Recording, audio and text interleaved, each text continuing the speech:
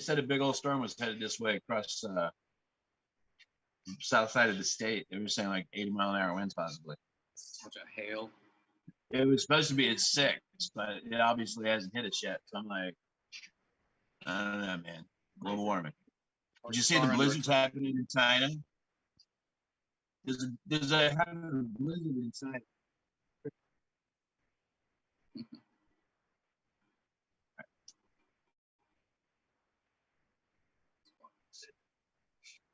I can't. Is there any way? Can you hear me? Hey. All right. There we are.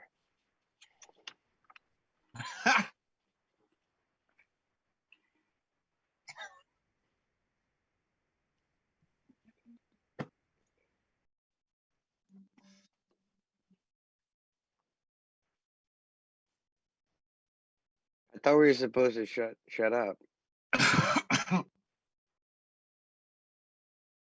Oh, you can talk your mics off, but apparently we can't talk because you can't turn our mics off. Are we that powerful?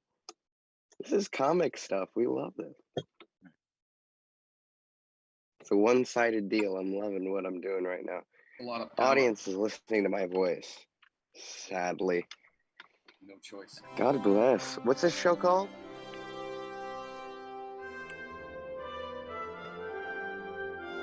The Fifth Face Productions presents The Writer's Room. That was nice.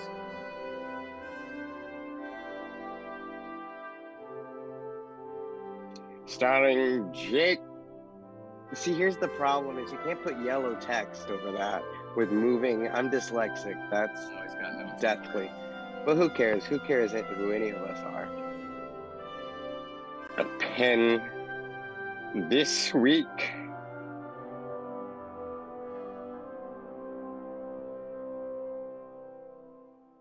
Stormtrailer. Is that what it is? Oh, cute. All right. Okay, yeah. I can give you a lot of excuses, but I'm here now, so don't giddy up. Hey, didn't I come to your film? Even though I'm overcoming a sinus infection, I came to your I watched it. Luckily I'm visually impaired, so like the whole like out of focus for the first half like really made sense to me. Oh, dude, I see everything like that. I felt like it was kind of like 3D glasses. My hypertropia was just like opposite. So, it cleared up for me. That's how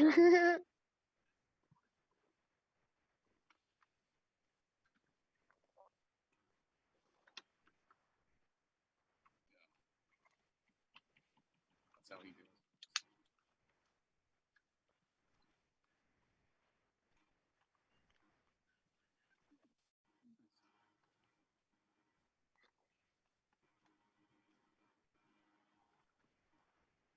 Hello. H2, hello, this is wet.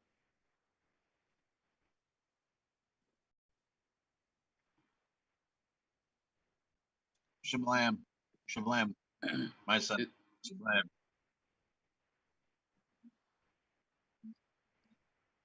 Right? It's that 501c3. Then you get that bingo money. I'm blonde and slow. All this stuff is going over my head.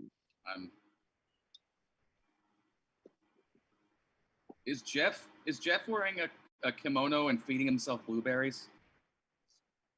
My God. Yes, sir. He brought decadence to the party. That's right.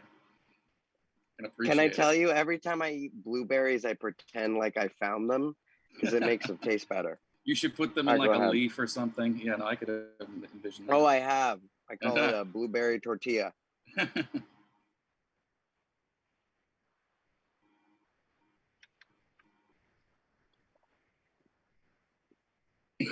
No. No, Terry's not getting close to my blueberries. Sounds like code. Nope. Nope. As much as I love the sentiment of a mother bird, I'm good. Little blue baby berry bird. Come on, let's not get weird. Rubs the lotion on the skin. Yeah.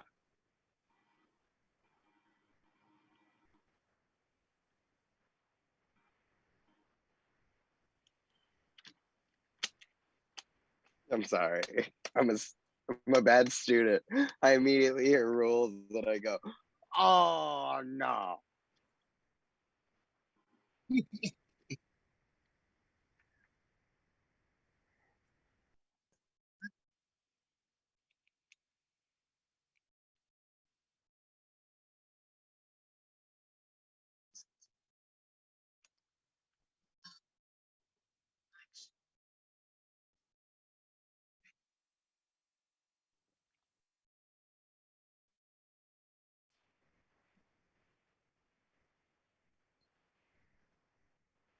Oh yeah. How long are we talking? Who's we? Who's we? I said, who's we? What's my responsibility in this?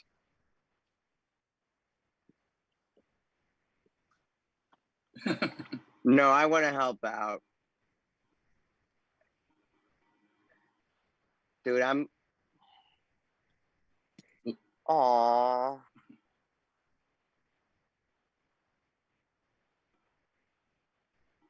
I appreciate it. The thing is, I love you because to reiterate what you said, so it's like not boring. Basically, you're saying that we got to get this done quick. We got to get it done by the end of August. Otherwise, like fuck this ADR stuff. We can't afford. We got to get this done. Is that good? All right, good. So we're all on the same page then. That was good.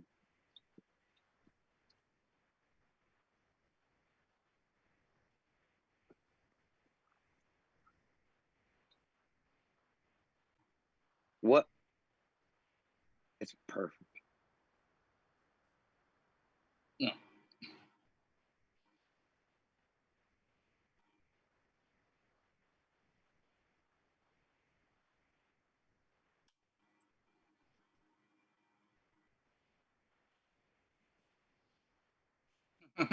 Ooh.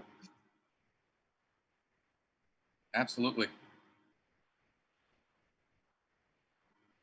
Dude, if Tony was here and said, y'all making whoopee over there? Got a boner. Pitching a tent.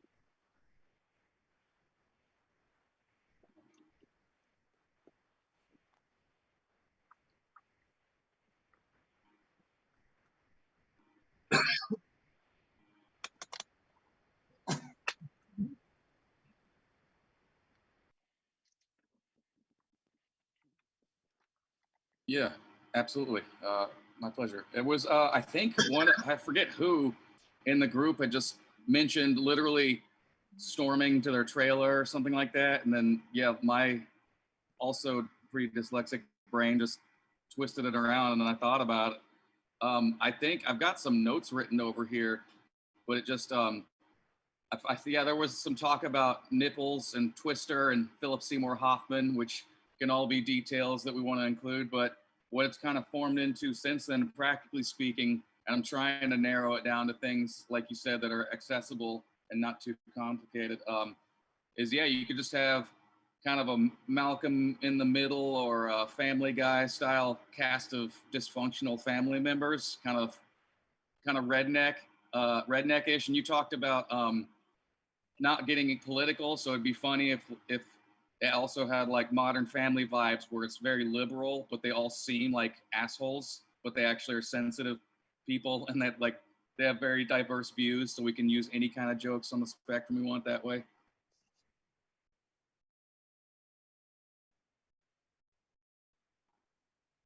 Yeah, yeah,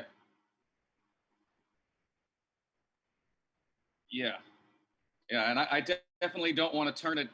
Yeah, I don't want to turn it in. Yeah, yeah. I agree with that. I'm not trying to like add political jokes to it, but you know, the characters can be real in that way. But in any event, just in general, you can have a certain family dynamic. Maybe they've got 3 kids, older son, middle daughter, younger son. It's kind of a hellraiser, and then they're kind of doing their thing in their trailer, and all of a sudden it's like kind of like today, a storm's coming, and they're like, where is it? And then it's like sneaks up on them, and it starts to go off the rails quickly. And we do things like maybe you can put the storm on the TV terrorizing them, so it's like low budget that way, and then it starts showing up places, and it kind of turns into a scary movie with them just being terrorized, and they move their trailer around, and it just keeps on following them no matter where they are, and it shows up in all the various forms. So that's kind of the whole shot there, I think.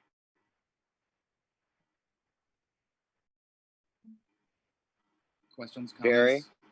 Hate it? Yeah. Right. I have cat. So is the he's just like right here. It's like, yeah, okay, I'm getting this. He's a bully. I swear to God, I'm being bullied by a cat. I need help, folks. So is the trailer house is the set effectively, but it moves into different locations? So Yeah, you kind of is it kind of like that? Yeah, I don't know exactly, because if you think about like a trailer, they don't obviously have engines on them. They're just dragged around. So I don't know. That could just be something we never mention, is how they actually move it around. It just is different places, even though it has no vehicle It was attached the to it. tornadoes that throw 'em. The tornadoes that throw 'em. That's right. It's So like every time there's a problem, the tornado just throws them across the country, or it's like the Wizard of Oz tornado that just doesn't have a place to stay. and the fun that and the cool part about this, getting to the practical aspect, I could see, is basically you just can Star Trek it up inside the trailer, everyone leaning this way and that with lights flickering and stuff, and then simulate the trailer flying around and things like that. Do a whole get some Space 1999 look in that too, because that would be that's also kind of a trailer. Wizard of Oz. You can put it in black and white for a sec. Yep, we're going weird.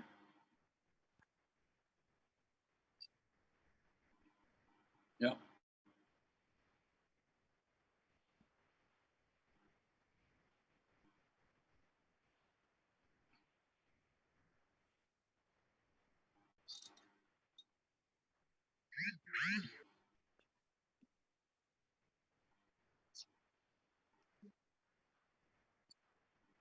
Maybe.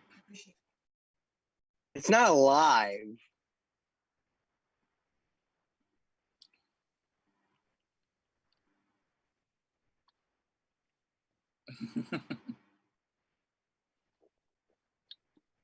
I was actually I'm more well, I think the problem with that aspect is you're calling into a CGI character that has to pull the main weight, right? Because he would be a main acting character. Now, if you were to take that character and make him an incarnation of an air god or an air deity, or you could take it as that airbender kid, right, from The Last Airbender.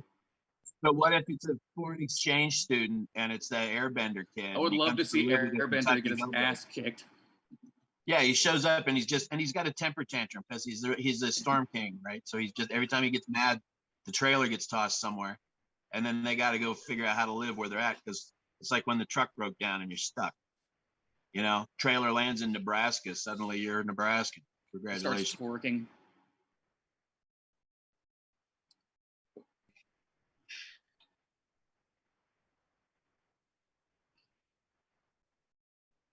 Yeah.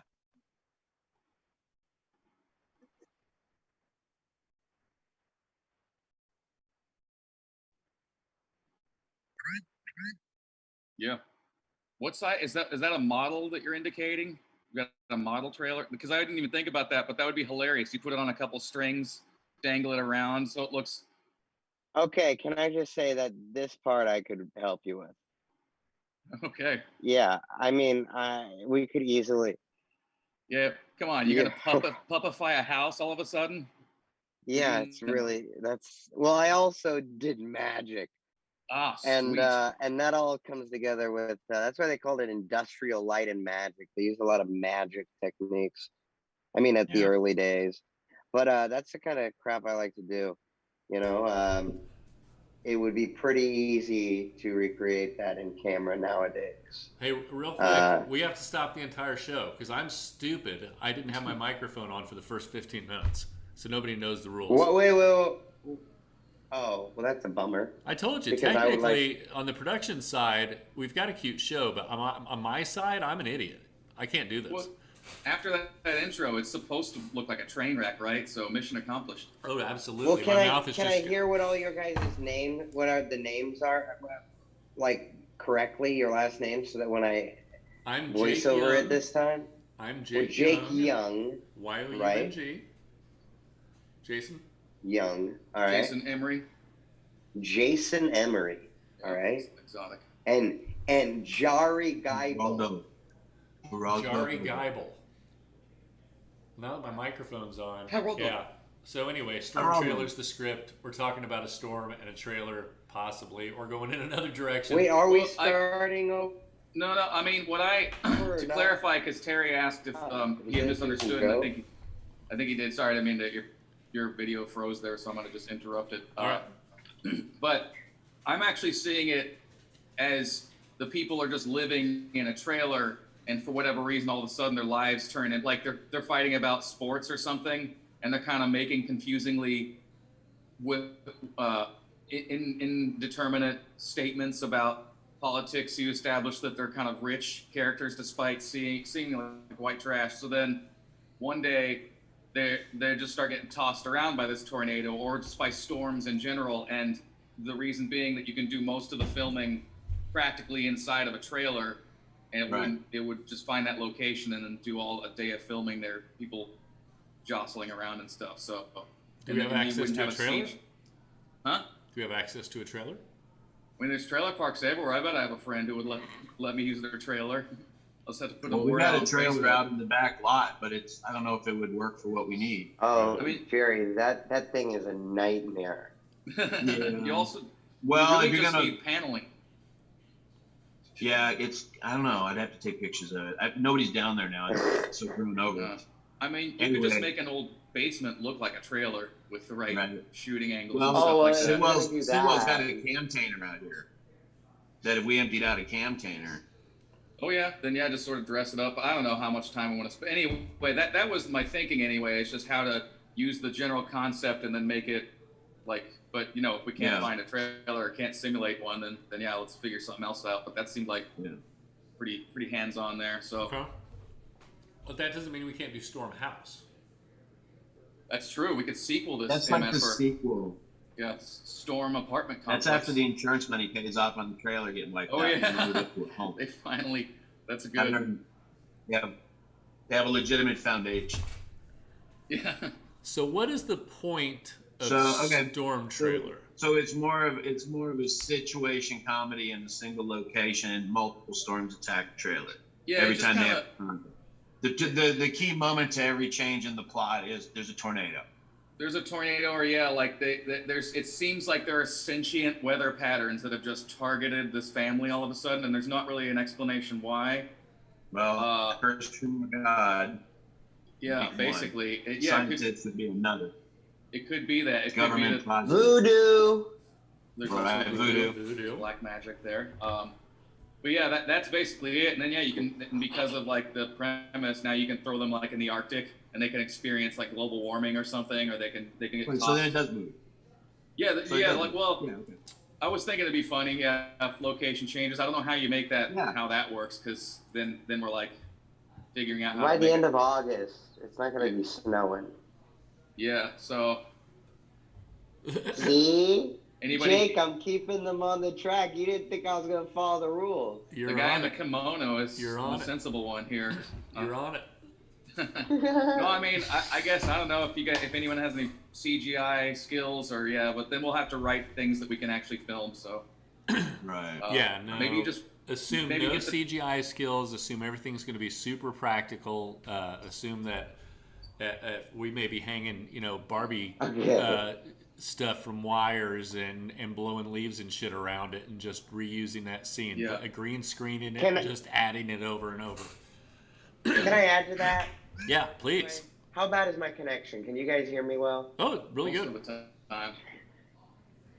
Okay, you said most of the time. Yeah, it's okay. about a 10% dropout, 5% dropout for some reason. It's cutting out a little. Okay. Not too bad. Well, if Jake's seeing it, hopefully it's getting cast to the people. But what I wanted to say was, when you're writing it, though, I have a philosophy that I want to stick with, or I want to pass on to you youngsters. Is I think it would be cool to not, when we're writing, think about the practicality. Rather, write ideas and be free flowing, and then scale back, but not stop a creative flow because it's not practical, blah blah blah. But you might be able to get the same effect or get that. What I'm saying is don't let it stop the creative flow. I agree 100%. That was poor wording on my part. You're exactly right. No, I'm not correcting you. I'm just I know that you're not. I'm acknowledging. I'm acknowledging that you are correct.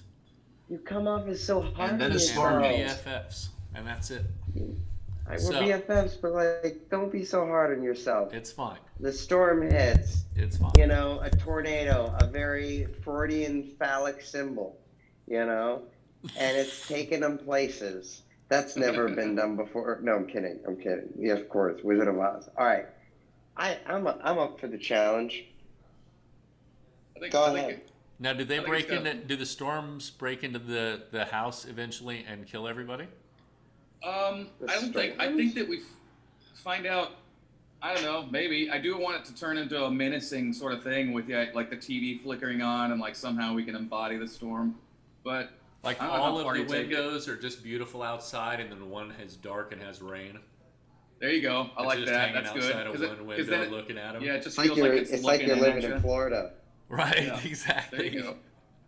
I like that the rain could start to sound like footsteps on the roof sometimes. Like that's kind of creepy. That's pretty dark. But yeah, I could see it like it just gets more and more obvious that the storms have an agenda for some reason, and it gets comical at a certain point. I don't know what lesson they learn at the end, other than maybe they do. It winds up in a lawsuit and they buy a storm house or something like that. Right. I didn't really leave room for plans for an ending, or a moral lesson. So feel free to just completely flip the script and make any sense of that for whatever reason. Well, for the time being, why don't we just get the framework of it down, which is menacing or storms menace family, right? Yeah. What would our log line be for something like this? If we had to summarize this in one sentence pitch, less than 25 words, what would that be?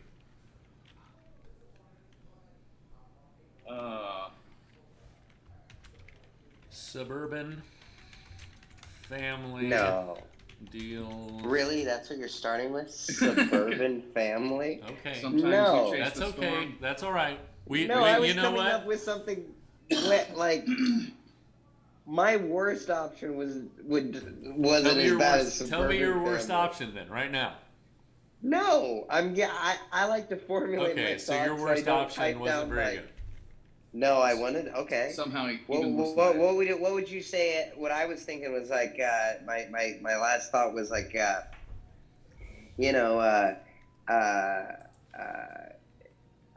the storm knows when it's coming, or something, or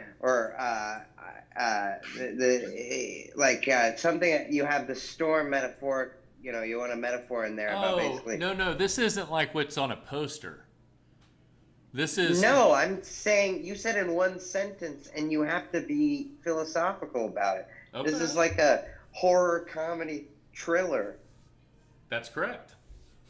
So this is a horror comedy thriller. We're going to put that down right now. Yeah. Have you guys accessed this Google Doc? Is that in the Celtic Studio folder or something? Like what doc are we talking about? Look in the Zoom chat. I put a link in there for you. Oh, gosh dang it. All this technology. Thriller. Okay. So I need access. Horror comedy thriller is our genre. Our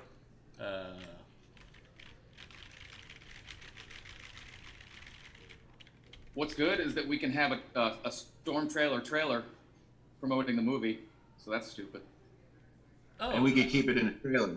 And the whole movie may be a Stormtrailer, honestly.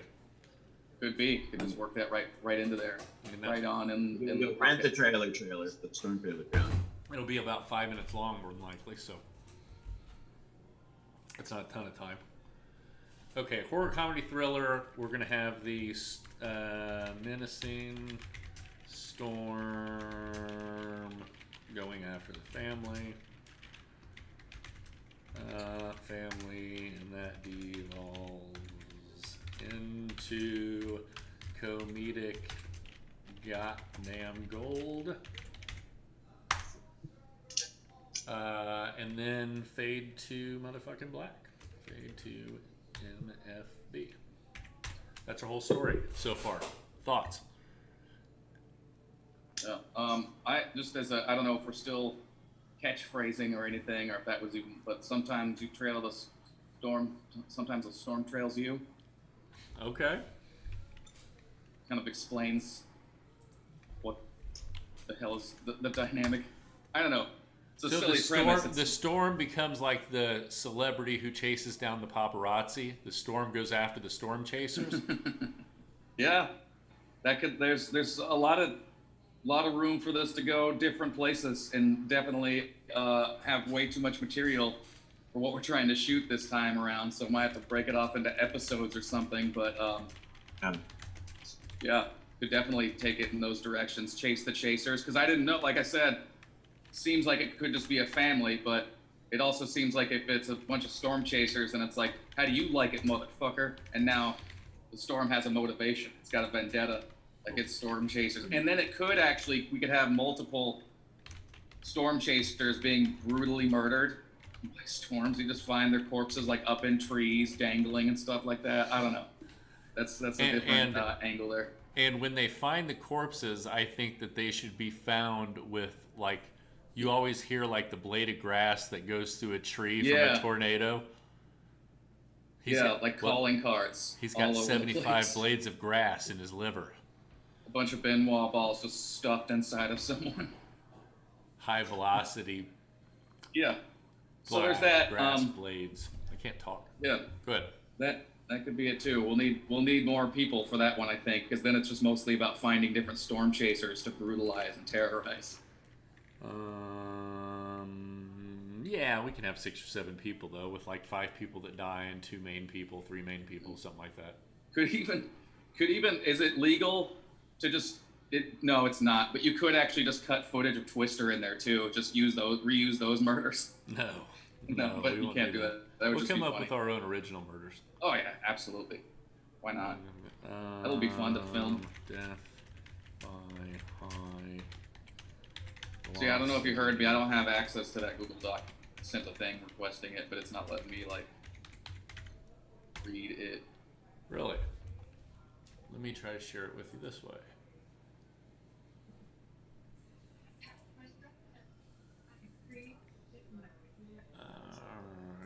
Anybody got any other possible notions of what Stormtrailer could be? Because okay, thank you. I was wondering if you were going to ask that question. Oh, really? I was just... Well, we got 2 pretty good directions to go.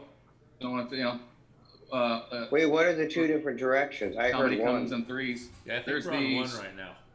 Well, there's the chase the storm chasers or terrorize the family. Well, the family they terrorize are the storm chaser family. That's possibly a third option. So there you go.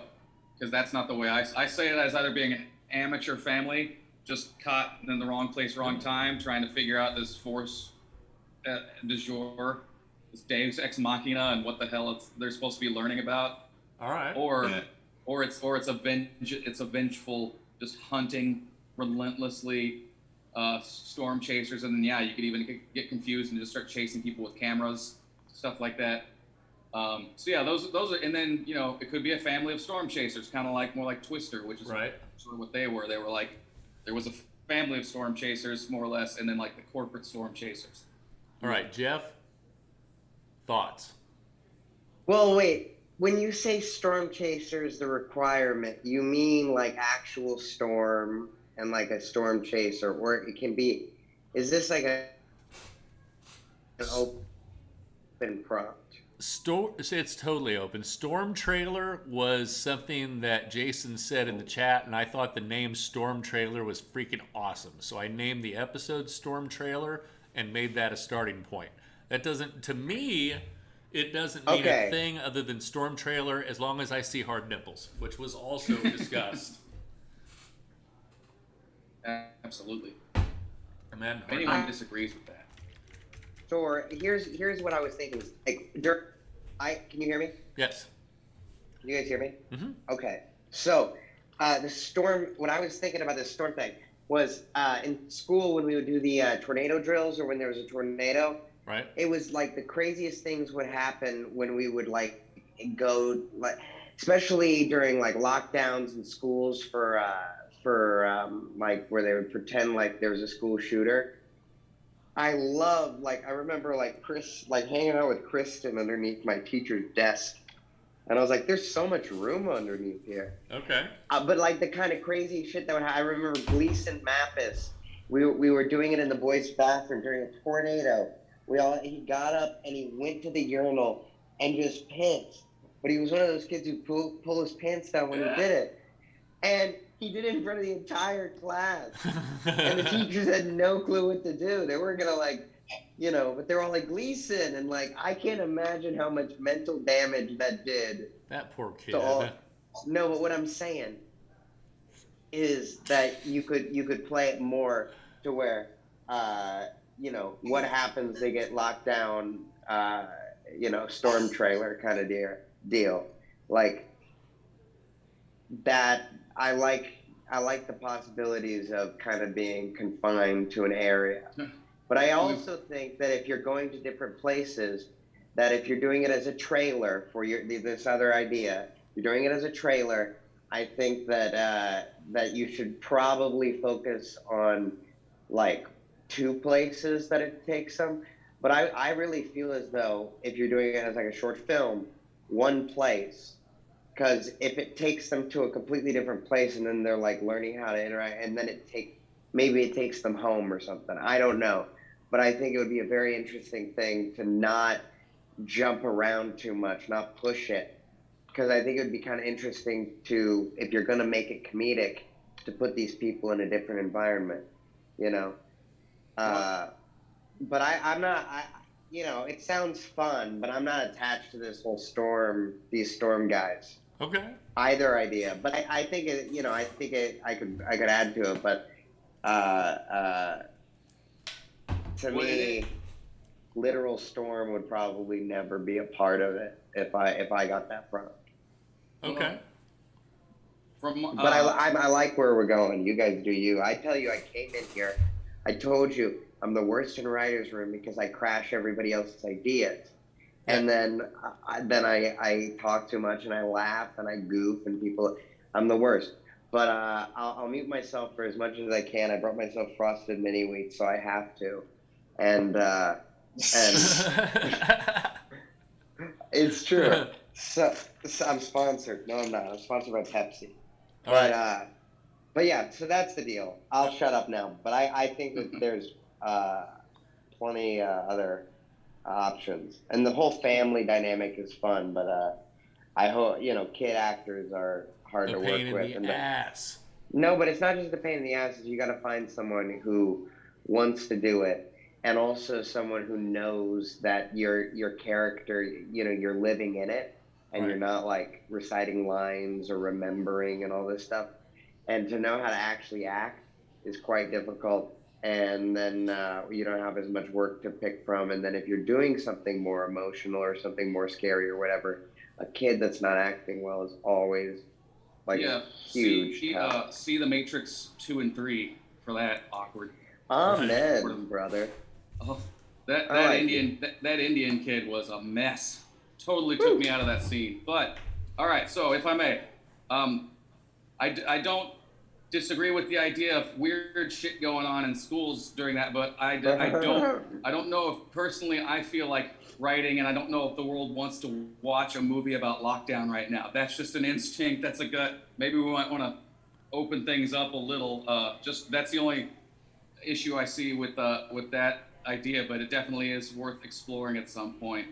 So well, with the storyline, how about they get trapped in there for a while? I don't know. I just don't. Writing like pivoting this idea to a story about lockdown.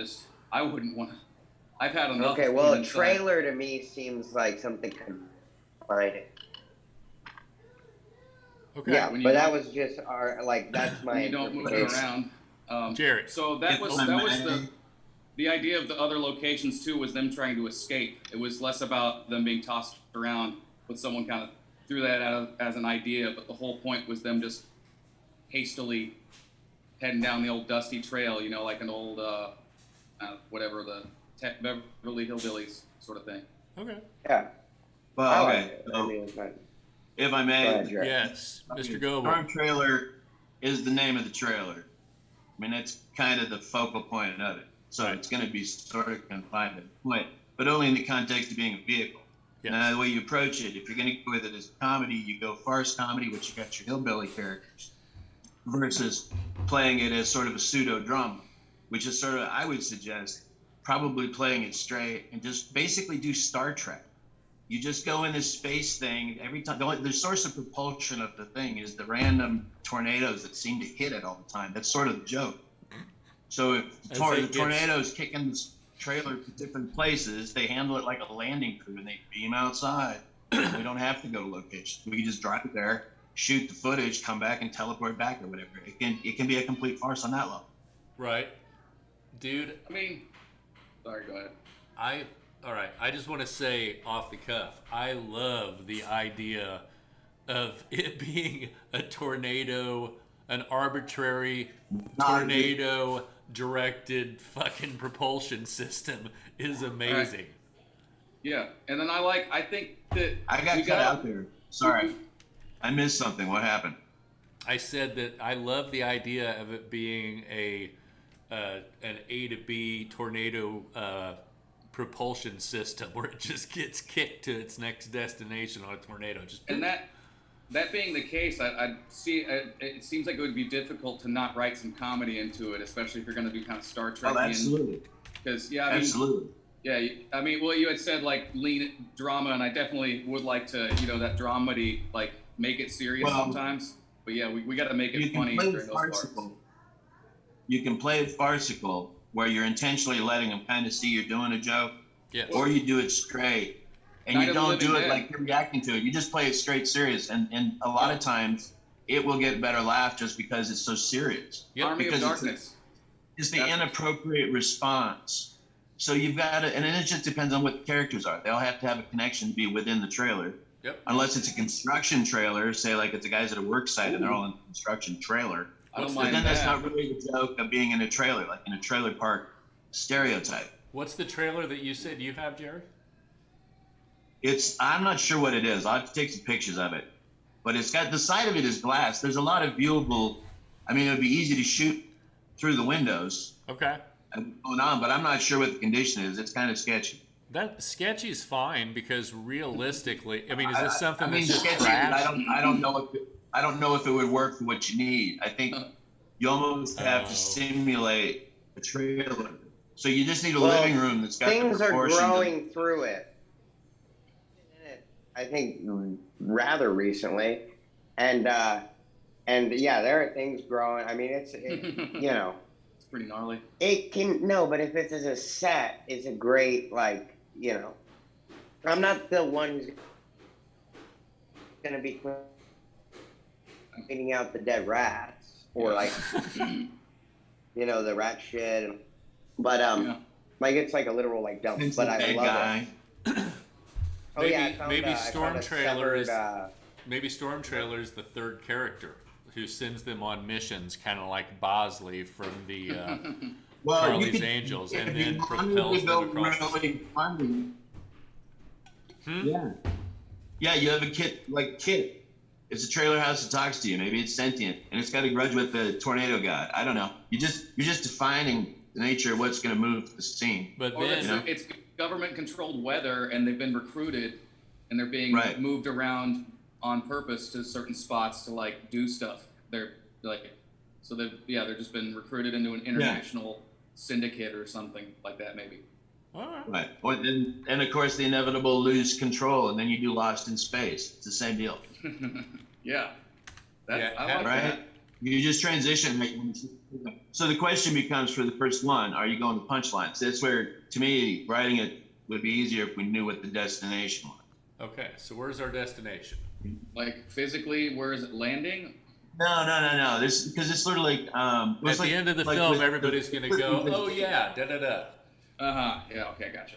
It's the reason you go and watch it again.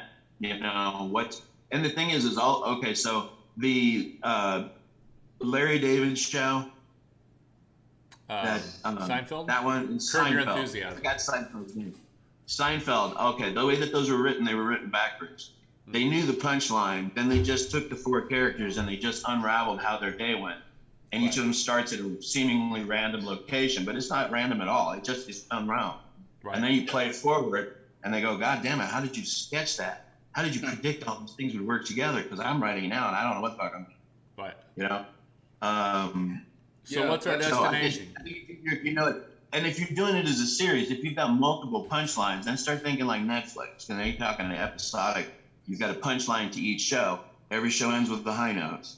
Right. Yeah. So now we're talking half an hour. We're talking an hour. Well, how long are we talking? What is the 5 length? minutes, guys. This is 5 minutes. Yeah. So that that lends itself to little mini episodes. So we could start looking at it like more like that, but don't want to get out ahead of our skis either. But I honestly don't, because it was just a silly play of words.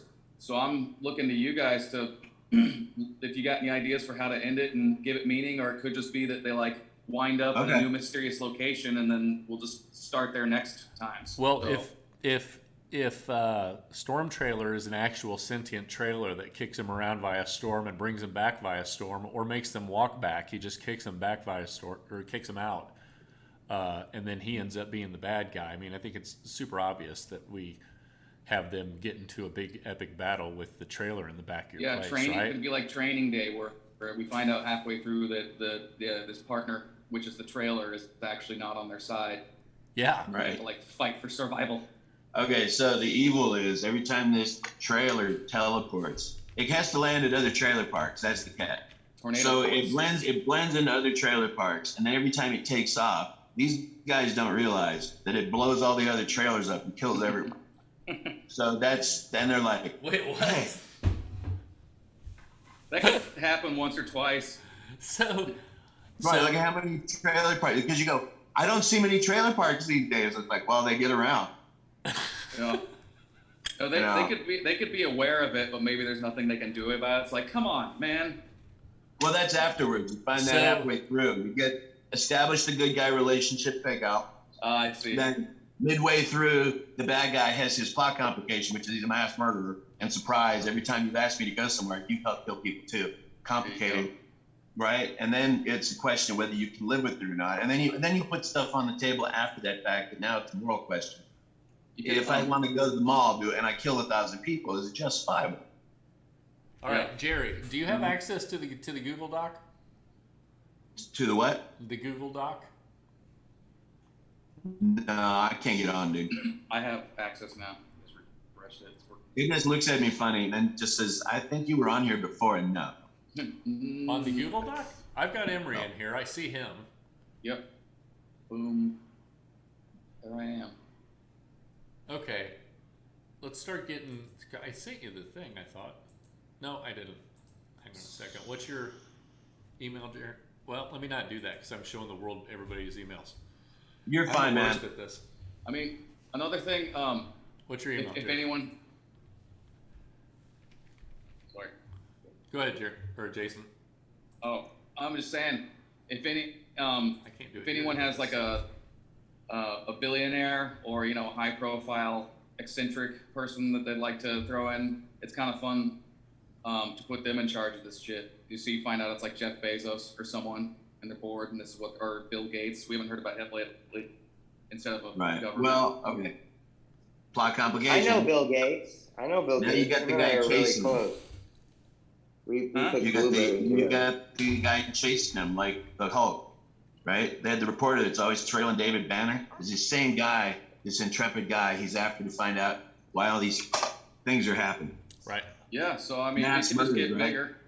Yeah. Right. And you So don't then need you got that. an outside element. Now we're talking Is that good? Netflix. Yeah, I think it's good. Well, because it gives you a range of characters and it takes you plot different cases. So then basically the initial part is to figure out who your family is, and they're living in a trailer. And for whatever reason, the trailer is, you know, that's like if it's a sentient AI or whatever, or alien life form, or I don't know what the mulligan is that makes the trailer do what it does, but it's always hit by a tornado, or it's a tornado propulsion system.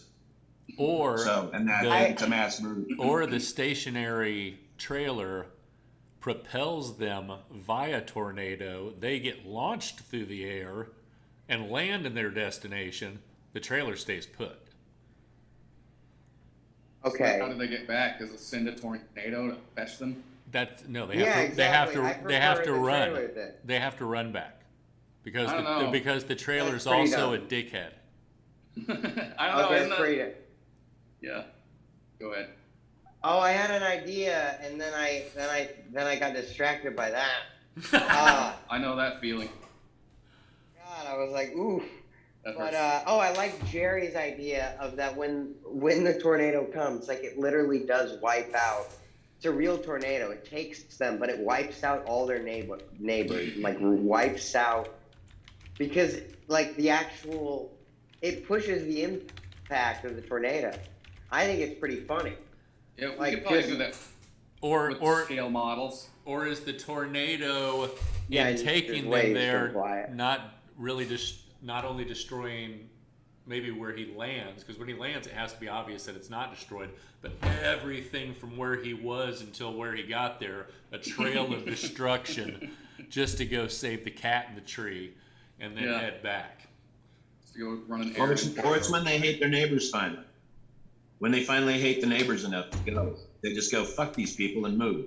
You know, but then you need to have a trailer park full of people to do that. And you have to be able to If simulate you could secure a trailer park, then you would be able to just change trailers and go to a different trailer from the opposite side and just shoot it from different angles and do it all in the same trailer park. I mean, I do live in a town with multiple trailer parks. I bet if I put the word out on Facebook, I could get a few of them to lend us their trailers as movie sets if we really wanted to explore that route. So that could be possible more than. And then you've got neighbors. Now you've got the miniseries because now you got to have very neighbors. convincing. You got the dually fucking gigantic trucks sitting out front. You got the Right. cars parked on the lawn. $50 goes a lot farther in a trailer park. Yeah. It does. Yeah. I'll say. I'm just saying. Hey Jason, you can, feel free to put notes on here if you want. Whatever you want to put down here, you can Yeah, go okay, ahead. cool. and Yeah, I start got- adding. Cool. I got a few notes I can transfer over. I have my own little file started. So yeah, and in terms of, there's a lot, like you had said, that there's a lot of room for mislead, or you like mislead, and I think there's a lot of room for it here with just where this starts and finishes, because it could start with a very clandestine situation where it's just some people arguing in a trailer, just going on about their normal life, and then things just completely What out of left if field. at the end we find out that the trailers all derived from Hillary Clinton's twat? yeah. Vagina. The Oh, final, it's not okay when I. Yeah, okay. the final scenes of the movie. Is there I- any you way know, we could do that? We could certainly figure out how to integrate that. Like she could be our, like the Clintons. You know, before could be the. before they bought the trailer, that's what they used it for. It was for sacrifices. So the place is haunted by the ghosts of all the dead babies. I And see. it demands to come home to Haiti. It's an old I'm abortion more- clinic. Wow. It's an old more- abortion That's clinic. That's the X-Files game. That's the X-Files. It's absolutely an old abortion clinic. We're fools. How did There we you not go. come up with this Like, sooner? There you go. It's an old abortion. There you go. All I Well, gotta that could- say. Go All ahead. I gotta say is that I'm more afraid of that Aryan bitch than a tornado. So if you're making a Right. horror film, We'd hear her voice mostly, I think, wouldn't it be? Or we could get a look-alike. I'm thinking whoever our asshole billionaire is, they're kind of Bosley, you know, or whoever, they're the voice in the box. We just hear them, maybe until the end, but it's just a disembodied voice for most of the episode. Or not. That's just how I saw it. Okay, well, hey, I'll lend Orson Welles. March forward, dude. We need one vision on this thing. This was your idea originally, so you are more than welcome to start pushing ahead. Go, go, go. All right, yeah, no, I'm more than happy to start actually, once we get done with this and everything. I don't know how you guys normally do it, but I can start jumping off Dealy Bop and see if I can pack as many of our agreed upon concepts into a rough draft, and we'll just keep hammering on it. Or that sounds cool. Can I ask a question? Please. I was just thinking that maybe, you know, you were saying like, what is this for or some shit? Yeah. You know, trailers tend to be associated with poverty. Yeah. You know, maybe either you learn that like getting out of poverty is, you know, doesn't solve everything, or maybe I would say like the easier route is to kind of leads them to you know, a life where they don't need to live in a trailer. There could be a lottery involved. Maybe they somehow get rich along the way and learn the wrong lessons, but that's not a bad. Well, what if the youngest gets really good at gambling, and he just knows how to roll die? They find out he's super autistic, and when you zoom in on his eyes, you just start hearing voices, and he starts looking around and stuff and figuring shit out. Maybe. That just sounds like an autobiography for me, but yeah, I can relate. Now, yeah. Now wait a minute. If we went down that route, Jeff, would you be willing to play the young son? You have the teen look, dude. Yeah, we could miniaturize you so you look small and stuff, like Lord of the Rings style. I can infantile my voice like I did until I was 17 or 18, or some people say until last year. I don't know. I bet we could make you look 15. Yeah, man. That would be funny. I'm not going to shave for it. Yeah. But you have to shave everything. I do think that Why are you so obsessed, Mr. The Fist Place? Talking about that Fist Place. We got to get. It's better when I say it. I have a kimono on it. Quite honestly, because then we don't have to worry about working with an actual child. We just have kind of more of an emotional one. I like that you think I could pass, but I feel like I'm one of those guys like on the Chris Hansen show. If I was like, come in, they'd be like, you're definitely in theater school. They can suspend disbelief. Don't worry about it. Act it up. Great. Act it up, theater boy. You look great. I'll take off my glasses. Already 5 years younger, instantly. Right. Okay. What can I say? I can't grow hair on my chest. You could pass for like the Home Alone between 1 and 2. You'd be like Home Alone 1.5. There you go. You save the beard. Or you keep the beard. You got the Lane Staley thing going. Yeah. We need to write Lane Staley into this now. God. I would rather play the millionaire at the end. I'll be honest. Right? You can be the millionaire at the end. That's awesome. That would be something I would be would be way more my vibe. We'll see if we can get UV Heck to be the kid. Like the Orson Welles voice to any of the they were saying like the dialogue that follows through, and then they get to like the millionaire at the end, and that actually kind of follows through with my whole thing about decadence. but like like learning from poverty, I mean, who has a harder life than someone who lives in a trailer, then loses all their friends, and while their trailer is being taken to somewhere else, which happens to be another trailer park, what are the odds? And then they're dropped there, killing people like on their way, and they think that's over with and done with, and maybe I think there might be like the third thing gets to the billionaire, and I think it'd be funny if he sounded like Orson Welles, but you could also have him have like an accent, something very, you know, but I find that the condescending voice of Orson Welles is probably the most like where is the voice. opening narrator? If you were doing a narrator as well, I was thinking early opening to the that show. would be cool. Just because it's official, you know, and you could do some of the narrative through that to set the stage to cut some time out of it. I mean, So we want to do a voiceover. Yeah, just whatever pontificating exposition over a rolling storm. A suburban family. No, I like the idea. That was maybe, a callback. That was so good. A suburban family. I was bitching at Jake at the beginning. Okay, you guys are all too high for this. Yeah. I'm kidding. I'm making excuses for myself. But yeah, you're right. It would play into that. So go ahead. Sorry, my friend.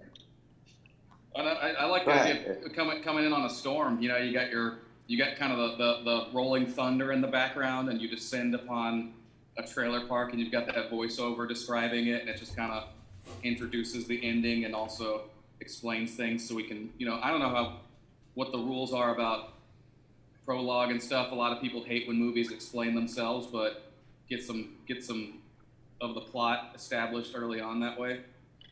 Well, and we're just screwing around, so. Yeah, seriously, yeah, like unseriously. So tell the story of Stormtrailer start to finish as you see it in your head right now, so we can start writing. Tell it to us right now. 2 minutes. Give us a 2-minute pitch. Go. All right, as best I can.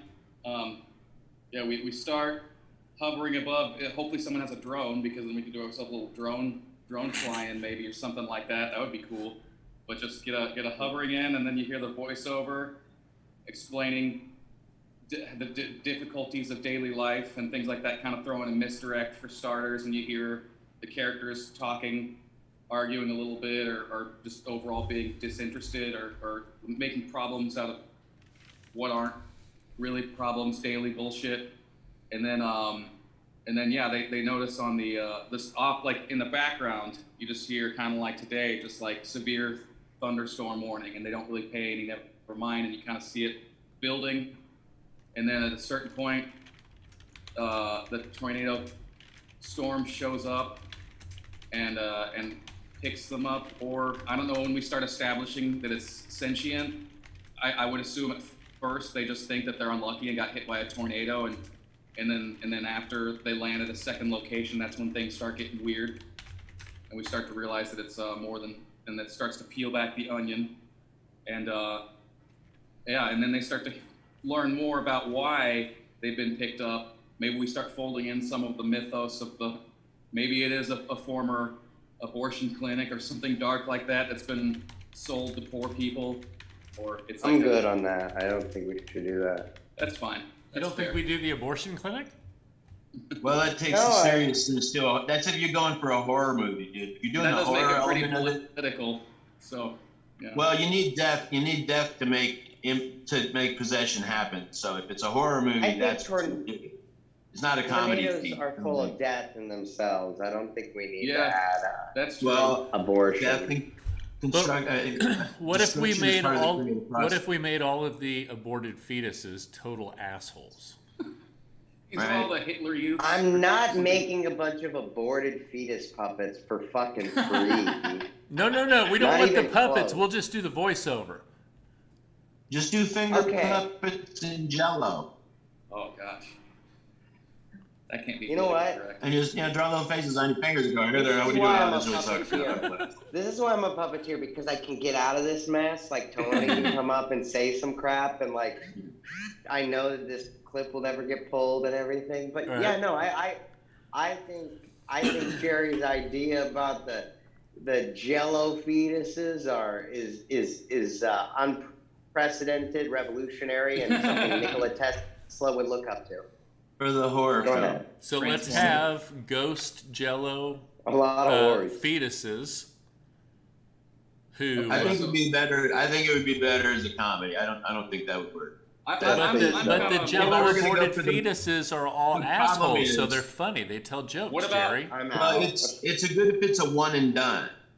What about super soldiers? It's not a thing if it's not a one and done. It's not something you'd really want to hang on to, unless it's a cursed item and they're being cursed by it. and then you got the Friday the 13th thing going. Right. I prefer voodoo and Right. like a token that is left there or like put in the wall or something, like a specific token. Go Right. Hellraiser haunting. Yeah, man. Like you know, make Curse it. from Make a it god.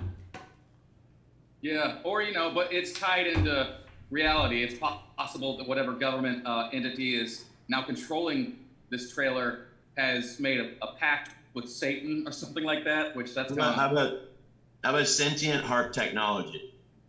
Ooh. Skynet kind of shit.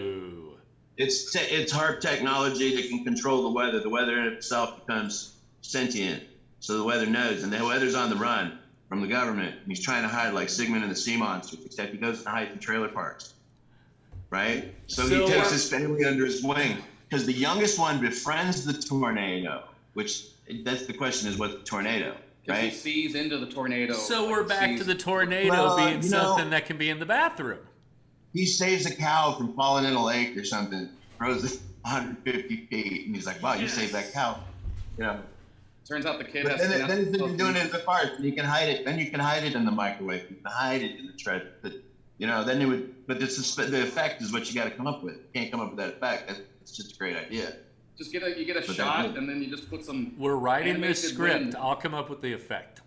Oh, cool. Your dad's coming up the stairs. He wants to come in. You got to hide your tornado. Where you can put it? Under your pillow?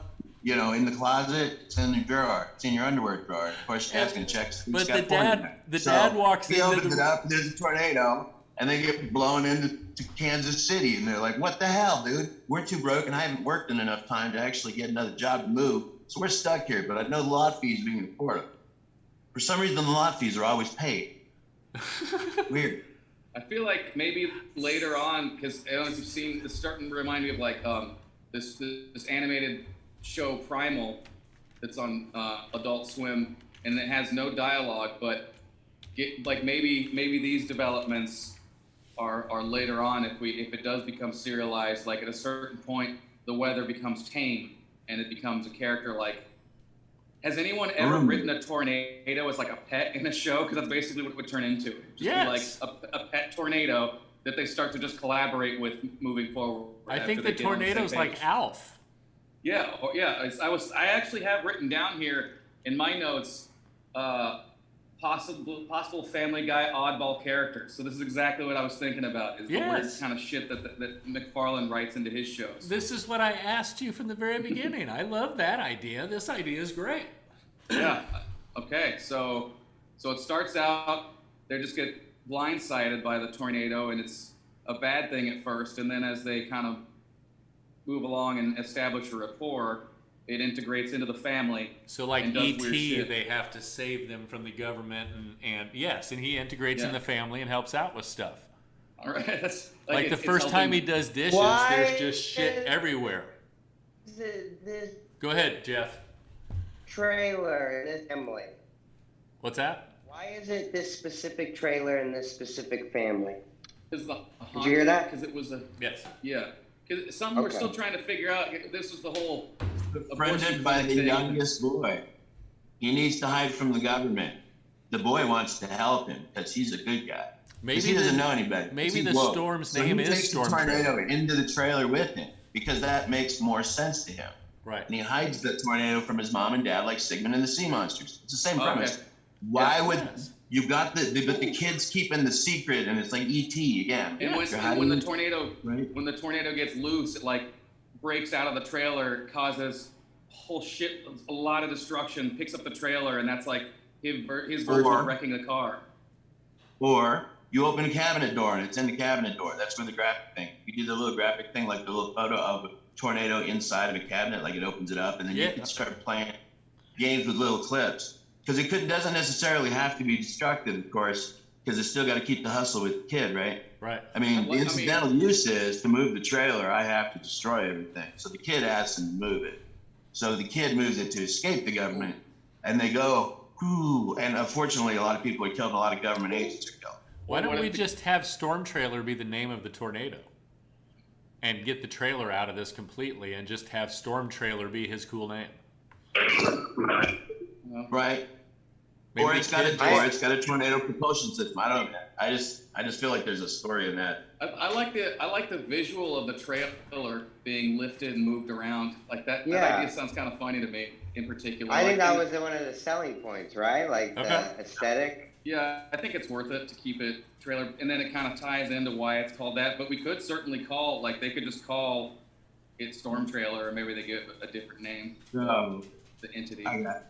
He needs to infuse his essence into the building because he needs to hide. He needs to form himself into matter and change into part of the he is the trailer as well. He binds with it and becomes one, as the universe is.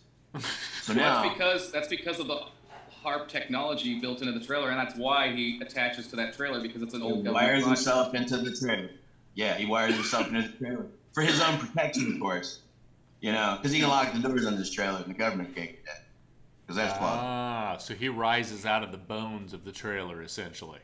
Well, or he just becomes a host. Storm. I think, yeah, he kind of descends upon it. Like, that's the implication of the hovering drone shot, if we do that kind of thing. Like, you're moving in on a trailer park, and then you get closer to a trailer, and that's like the ghost almost eerily descending upon the family before they even know it. And we don't know exactly when it shows up, but that's kind of the whole implication of that. So I'd say it arrives, and then, meshes with the trailer, and then they wake up, or they get thrown halfway across the country. Yeah. Doesn't know how to steer yet. So every time they do it, it's a little less violent, maybe. Except when there's an extreme crisis. Like when the Invisible Man, or what is it, Dr. Manhattan, reassembles himself for the first time, or whoever, when they have to rebuild. Yeah. Like building his consciousness back up. So he's very clumsy at first and making terrible messes and decisions. Now, can he not move for 6 weeks afterwards while all their bones heal from being thrown around? Energy expenditure. Now it's gone off the map. It's expended itself. So it's almost in a sense, it would be like an air elemental, right? Right. If you wanted the Dungeons and Dragons, this would be an air elemental. Doing it with a sentient heart technology, then it's an activated storm that's become conscious. Okay. And it's being used for nefarious purposes. It knows its purpose, and it's not being used properly. So it has to escape. It's obviously scared of the government, or it wouldn't run, right? Right. Because if it wasn't scared of them, it'd just destroy him and say, fuck you. Right. Because that would be... So there's got to be a weakness involved in this. And he's going to have to act with alliance. Yeah. Now you're in a strange place. So what's the weakness? What is it that the government is going to show that causes that sense of despair and dread? What was it? Microwave guns. Okay. You can't even see the beams, man. We're so low budget, we don't even have ammo. Yeah, just the sounds. We can do that. That'd be great. And then someone can. And then your government agents could all be armed with guns that don't actually work, and then they can. Yeah. That's the activation. See, then you go back to comedy again. The government's chasing them; they're nefarious, but they're comedical. Right. So then you're kind of satirizing the government. Right. Because they're in comedy. It becomes like a cheat. Then we're talking Cheech and Chong up smoke. I like the idea of invisible laser ammo, because someone could explain. It's like, why would you see the lasers? It's microwave. CIA heart attack gun, man. That didn't make sense. It just sets for like we're gonna put a light in the gun. That's stupid. Right. You can see us shooting. Right. And on Star Trek, they're talking into a flip phone, and we laugh at flip phones now. Yeah. Totally. What if they shoot the lasers and they just go ah? What, like when they hit people? That's it. Or you just yell and make a sound? Because it's just hot for a second. Yeah. Good. All right. Set your phaser to burrito. Okay, so, and then at the end, we have to have the conflict. They try to get the thing. They overcome the government. The storm is safe, but has to relocate in order to save the family. Or does it stay with the family? And the family's like, no, we're going with you, Storm. It takes them to like an exotic look. Like once at the end of this, they could just be like, all right, we got to get out of here. And they just show up in like China or something ridiculous like that. And then like fade trailer park in China. They just walk out on the beach. For some reason, it's inexplicably drawn. It doesn't understand it because it got some of the trailer in it, right? When it did the exchange, like peanut butter and jelly.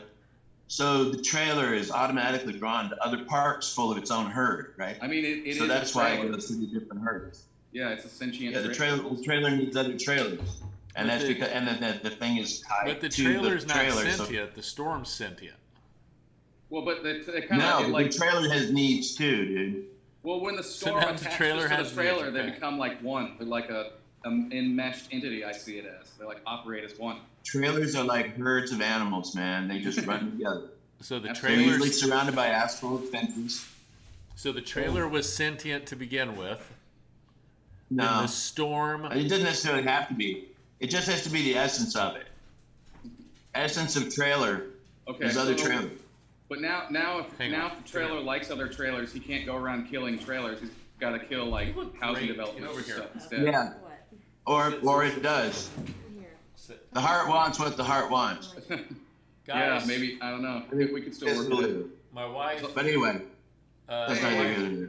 My wife Hello. Ashley's joining us. She's going to be my brain for a minute because I don't understand quite what you're saying.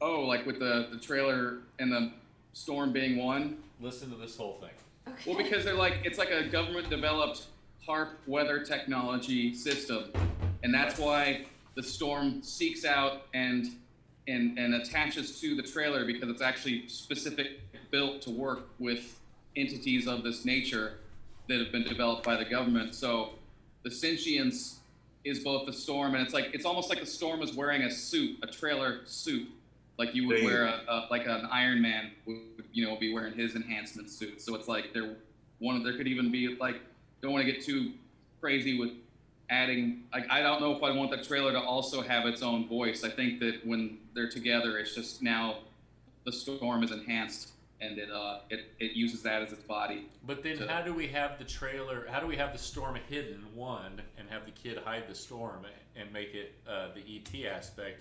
And two, how do we have the storm sit at a kitchen table and have coffee?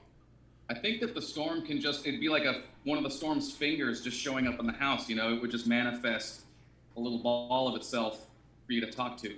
Okay. That's how it would, I guess, exist in the trailer gives it that power to manifest physically where it was and do all kinds of silly shit. Like, all right. like leaving hail in the bathroom for someone to slip on and then like breaking their ass or something like that. Antics ensue. I don't know. Yeah. So hopefully I think that's how a couple of us are kind of seeing it integrate there. And it sounds just totally bizarre, but you did say that you enjoy the wide ideas. So maybe we could actually make this make sense somehow. Okay. I'm willing to try. Can I do it? Jerry? Can I do it? Do what? All right. Yes. Yeah. So the government is working on technology with the HARP stuff. It's all weather control. They try to integrate it with nanotechnology. Effectively, what they want to do is try to create intelligent storm fronts that know where to go when you need them, right? One of them becomes sentient, right? Self-aware. It's like Johnny Five, right? So you get a storm that's effectively a tornado. It's basically running around loose with the government trying to take it out because they know what it is, because it's not doing what tornadoes do.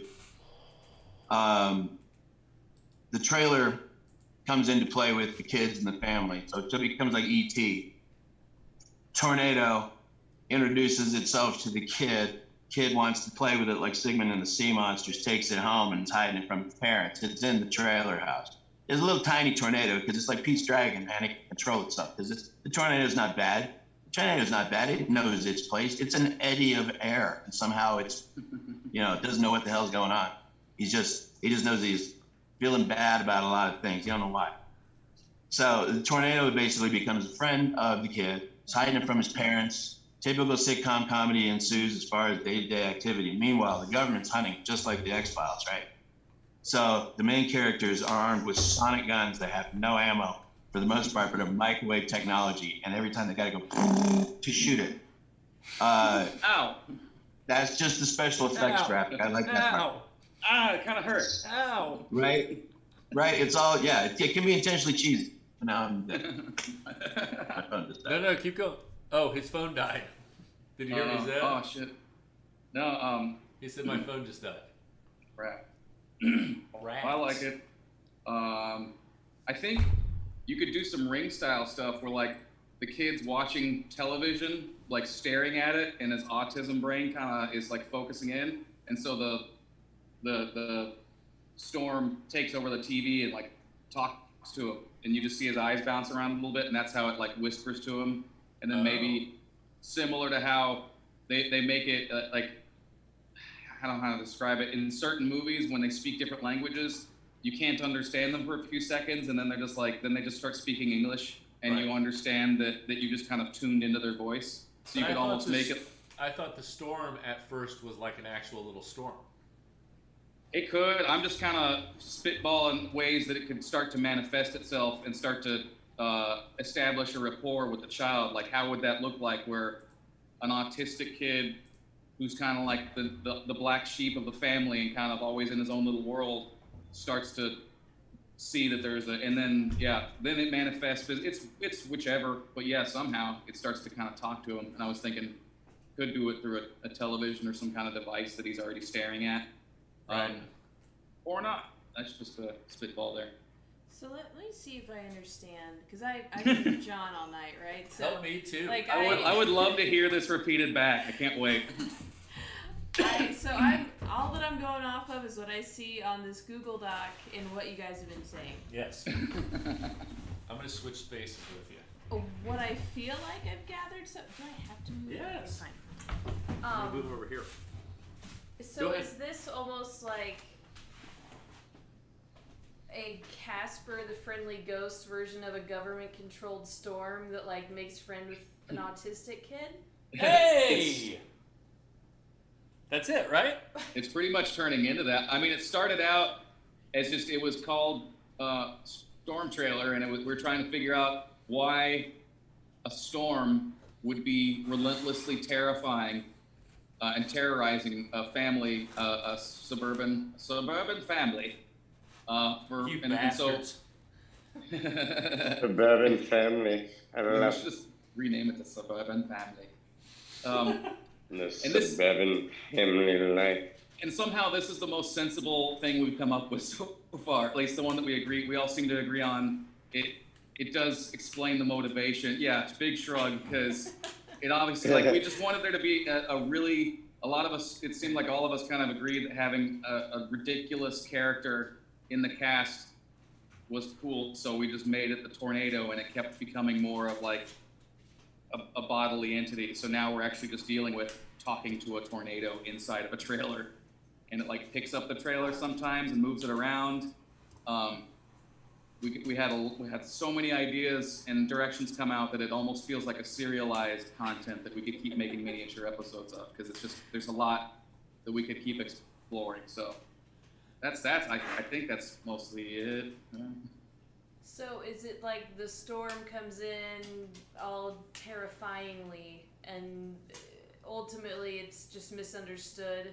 That's like a gentle Ben sort of thing or something. Like it's clumsy and it's escaped from a government facility, so it's very confused and it's just seeking out like programming. So it hones in on this trailer that is like government weather tech.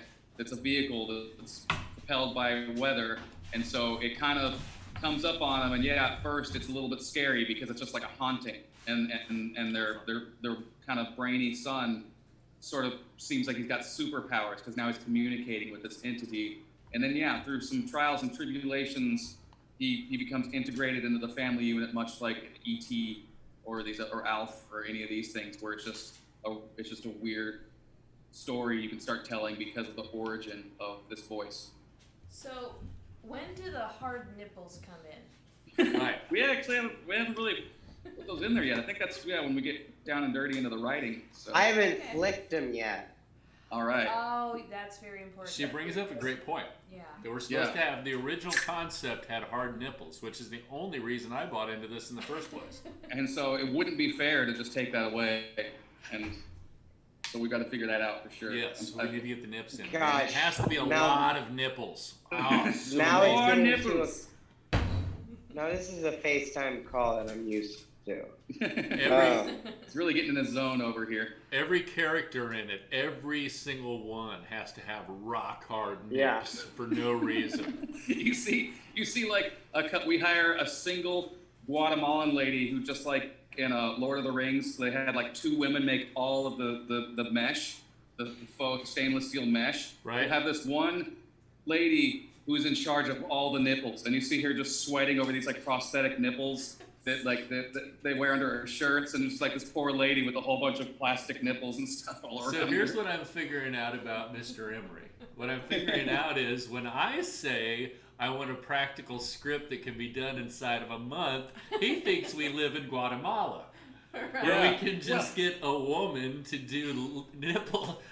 Okay, but they're here. They live in this country. Surely we can source a Guatemalan. You know what? Honestly, Guatemala. I definitely have the hookup on that, but the problem is like, I don't think they'd want to do it with you around. All right, I don't have to be on set. That I understand. I make people uncomfortable. I know, but you're gonna be like in the edit bay, like drooling and shit. Like just rubbing. Be like, what did nipples. it smell like? I'll be like, shut the hell up. Yeah, no, that's me. Okay. That's me in a nipple shell. So we'll have the Casper the Friendly Ghost / E.T. Tornado who comedically pops up in places, who gets found out, who is hiding behind the kid at one point while there's obviously like papers and shit swirling around behind him. Is everything going on? Everything all right here, Billy? Yeah, Dad, why? Why? What's up? And he's got the tornado behind him. No, it's good. Wow. You're right. It hides in the toilet, and the guy's like, the toilet won't quit flushing, and it's like, shh, don't tell him I'm down here, and it just swirls endlessly. It just keeps swirling, right? Cut to the dad sidling up to it, and then just like dropping trout, and you just see a shadow descend over the toilet. No! I love it. Yes. Hold on. Get the note in there that we need to have Dad's butt cheek shitting on Tornado Man. More trow dropping. Dad's butt cheeks shitting on our Tornado Man. Yeah, it wasn't really where I was going with that, but yeah, that was okay. It's a collaborative That's good, effort, right? my friend. You go, then you start going. We're going hard R. How hard R are we going on this thing? We're going John Waters. Rock We want solid. John Waters. Right now, you're looking at the PG-13 ET Fest. We want John Waters to puke. Right. Then they go to Who's we? Who's we? The people who aren't Who's as we? concerned about their futures as the younger one. You actually have a future. We're spent rounds. We can ruin exactly. ourselves. Hey. Destroyed. I don't know how you're implying it. I imagine you're implying cancellation. No, I prefer the film. Okay. I mean, it's nothing. It's none of my. I don't really have that strong political opinions. I get squirrely about abortion. No, this guy over here. No. I don't want it to be about abortion. I just thought that jelly fetuses were great and that they could talk to you is even better. Jello Yeah, fetuses. man, you don't get out much. And Jello fetuses, just to have that on my resume would just be heartbreaking. Because if I'm going to do it, you're paying a lot of money, and I make them out of silicone, and No, we would make them out of Jello. It's fine. You don't have to be involved in that end of it at all. All you have to I know, but then I don't want to be involved in any end of it. Oh. We'll develop the first uncredit, which is during the credits. It says you had nothing to do with the Jello fetus part, and we'll are we real? Are you Jeff really Goltz thinking? No, I'm just messing specifically around. didn't do this. Yeah, okay, because if you think it's that good that we needed it, I almost start to believe you. Bunch of comedians don't know when to stop. Well, I'm kidding. Always That's room for the for horror Jello movie. fetuses. That's if you do it as a horror movie. Something so baffling that you. No, the Jello fetuses don't have to be a horror movie. They can be It's part a of the horror film. movie, dude. You got a dead baby in the picture. It's that horror movie. It's at best a black comedy. It's got a dead baby. Hey, you don't need to bring Bill It has Cosby into this. That's several offensive. dead Basic. babies. That's basic comedy death. I mean, Yeah. a dead baby. You've just polluted the pool. But not So if they tell jokes. But if it's a horror thing, it's justifiable. Stephen King's Mangler, they ran funeral stuff through a washing machine and it got possessed by a demon. But what if they had it was a dishwasher or a laundry machine. Could they have bow ties? No, it's just a dumb story. It was just the excuse. There's no mulligan for it. I'm just saying there's precedent here, but that's only for horror, and you're not doing horror, so you're not doing fetal puppets. I think we can come up with something funnier. I think you should try to keep it more. If you're talking about Malcolm in the Middle East. What exactly was the value? Sorry, I brought it back up, fetuses? guys. Well, Jerry had mentioned jelly fetuses at one point, and I thought. No, you guys were going all horror story on it, and I just took it one step to where it needed to be ended. Okay. Okay, that's how I control things. Is I take it where you won't, and then we'll stop talking about it. But fortunately, I mean, I'm getting old, and it didn't work this time. Yeah, that's no, nice. it Start the conversation. If it was a one and done gag, it's no problem. I don't have a problem with a little terrorism on film. You know, if that's the agenda. Right. But what's the agenda here? No, you know what I mean? no agenda. Yeah, just there's a more important story. Be stupid. No, I mean, I think. All right, no fetus. I think Jerry painted such a vivid picture that we don't have to commit it to film. There we go. No, absolutely. I love it. And my suggestion was Dungeons and Dragons, dude. That's all. My suggestion was you could pivot to botched super soldiers. That's always funny. You get the Dolph Lundgren types or whoever's got the most muscles. Always. Just you know, you have flashbacks of dudes just fighting in the trailer to the death or something, and it's like, wow, those guys seem angry. Yeah, they're super soldiers. So that's another thing. But I don't think we even need to curse the trailer. It's government tech now. It's hard. Curse by heart. Right? So and the trailer is where the family lives? Yeah. Yeah. That's their dwelling. The idea was that it used to be an abortion clinic? Now, that was a side note for a horror angle. Oh, Right. Oh, okay. That's if you're doing side narrative. There's different ways of framing it. You can frame it as a farce. You can frame it as semi-serious. Yeah. You can frame it as horror. And I don't think we weren't writing them as abortionists either. I think they just moved in after the fact. So it's not like they were. Well, they bought the trailer secondhand. That was the Yeah. So they're pretty normal people, other than just being like, you know, kind of a white trash family. So that's not the implication. But yeah, it's a little over the top. It changes the story about what you're writing for. Right. Yeah. I think. It's a bit I distracting. think it becomes the metaphor. You can't let your metaphor. Well, and I mean, if we're gonna do it, let's make it a mom and pop, like the right way, and make this whole make it a voodoo. This is a joke. You guys take everything so seriously. Okay, I should stop making jokes. See, this is why abortion material doesn't work. What? What are you talking about? It makes 25% of the room laugh. Yeah, pretty low. Like even if you make a I'd be happy to be that quarter. Even if it's a good abortion joke, it's still going to land unfavorably with a lot of people. Absolutely.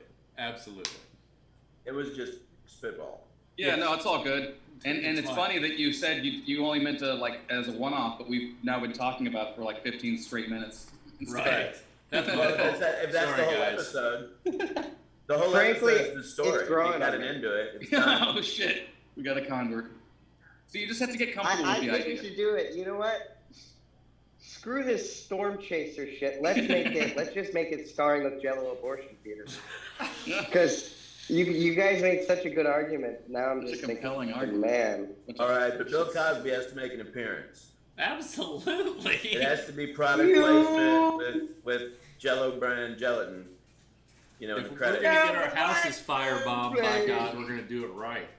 This has got beyond horror. It's so dark. Right. It's the best. Like Bill Cosby. And now we're playing at 2%. At this point, if this doesn't get turned into a musical, then really what's the point of any of it? Right. And this is my wife. This is why I married her.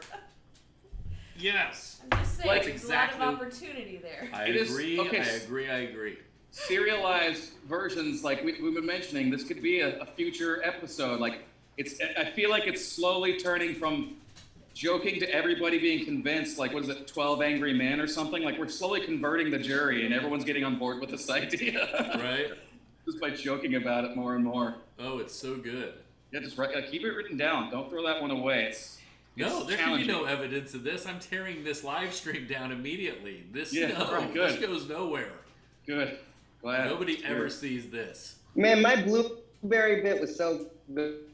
Bummer. So, I'm so pissed off. No one's ever gonna see Wore a it. kimono and ate blueberries. The follow up for with you. the shredded wheat. I know. Pretty funny. It's like I you was like, send that's it to good. me so I can put it up privately on my OnlyFans.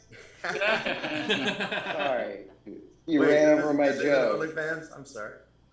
Did you All see right, it and I again? take requests. No, I had John. Okay. Oh, yeah, that's right.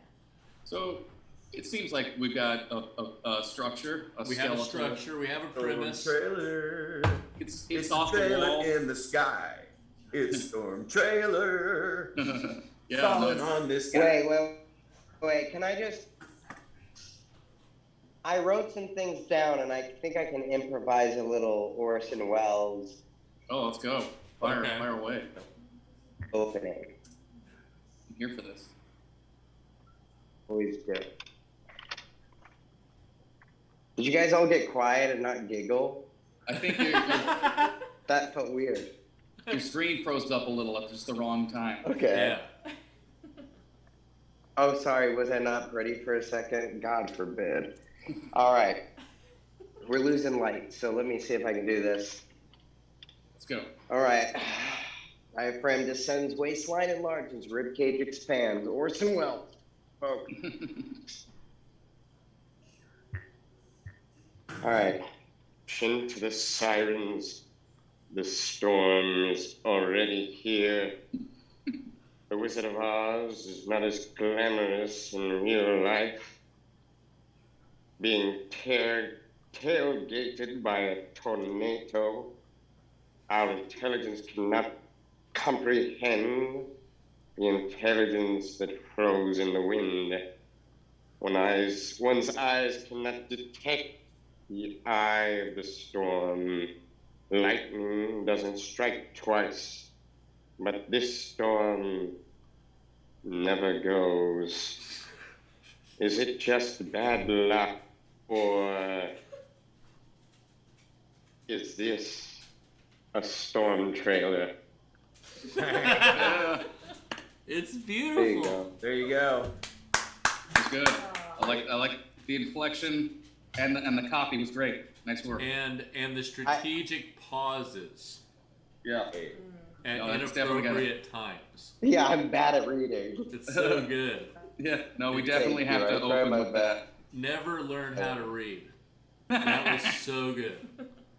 Can I just tell you that none of that is written in order? That worked out. Just so you Wow. Just an know. explosion of There's some words. numbers. There are like have 3 numbers. I just jumped. I wrote tailgated 3 times. Tailgating, tailgated, tailgate. Yeah. Because I was like, that's You might a have- good word to use. Tailgate. I tornado. do like the idea of bringing tailgaters in. That's a nice visual. Yep. So hey, we'll See, just have now to back dust- to my whole word choice thing. Hey, got some winners in there. We're gonna have to dust the dialogue off a little bit, like 95%. Yeah, don't change that at all. That was really nice. Yeah, it was It really wrapped around nice and sweet. That's what you're looking for. Well, French we say- will love it. We say don't change it, but it's out of order. Put it in order, and then Gosh, don't dang it. change No, it. no, no. That was a really good I one. read it in Oh, order. That was a really good. But, Smiles. Thank you. Yes. Well, that's really flattering because I try to read it as Orson Welles the first time reading it and kind of combobulating it in my head at the same time. Yeah, it needs to be kind of staticky a little just- bit. Old He's style. very pretentious. Oh yeah, I want it to sound a little bit like the beginning of like War of the Worlds, you know? Yeah, Yeah. absolutely. We know now that in the early years of the 20th century. Yeah, I love that shit. And then you close That on friends it it too. almost in a I'm a Twilight Zone nerd. sense. Like It's that's an gotta be. open-ended. It's an open-ended show at that point. Imagine. Like that as an open because it becomes like the Twilight Zone. Right? It's What if it's an idea that there's something odd supposed to be happening, so it's acceptable. That's why a tornado is Okay. taken from the government, is perfectly plausible, Right. as much as a monkey on a wing at 25,000 feet.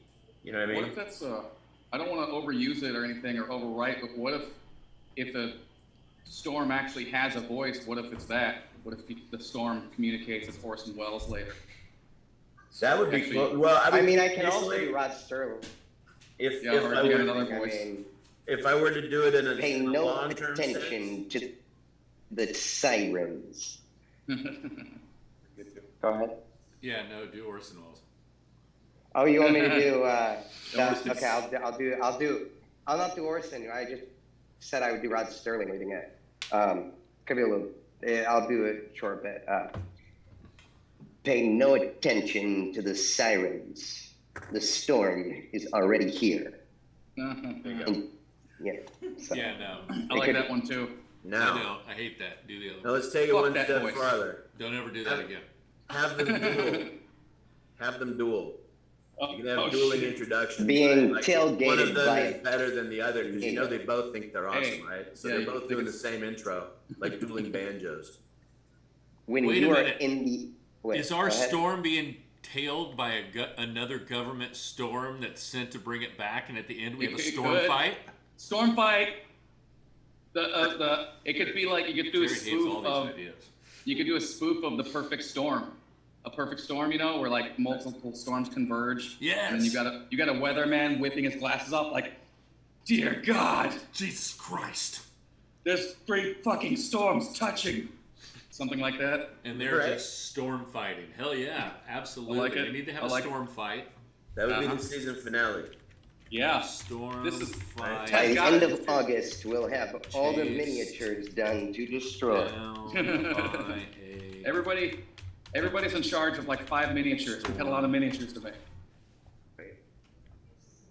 I like how we say miniatures because some people don't do it. It's kind of like how I say mirror. Maybe Yeah. It's good to People don't- pronunciate. mirror. Driving my miniature van. How many episodes are we gonna have? Call it 6? A lot. Well, Yeah. seriously. We got half a season already. Every syllable. I don't want to overuse that voice, but that's awesome. We gotta have some more Orson Welles up in here. So we'll have each episode be between 7 and 9 minutes, something like that. Long enough to advance the story Yeah. competently.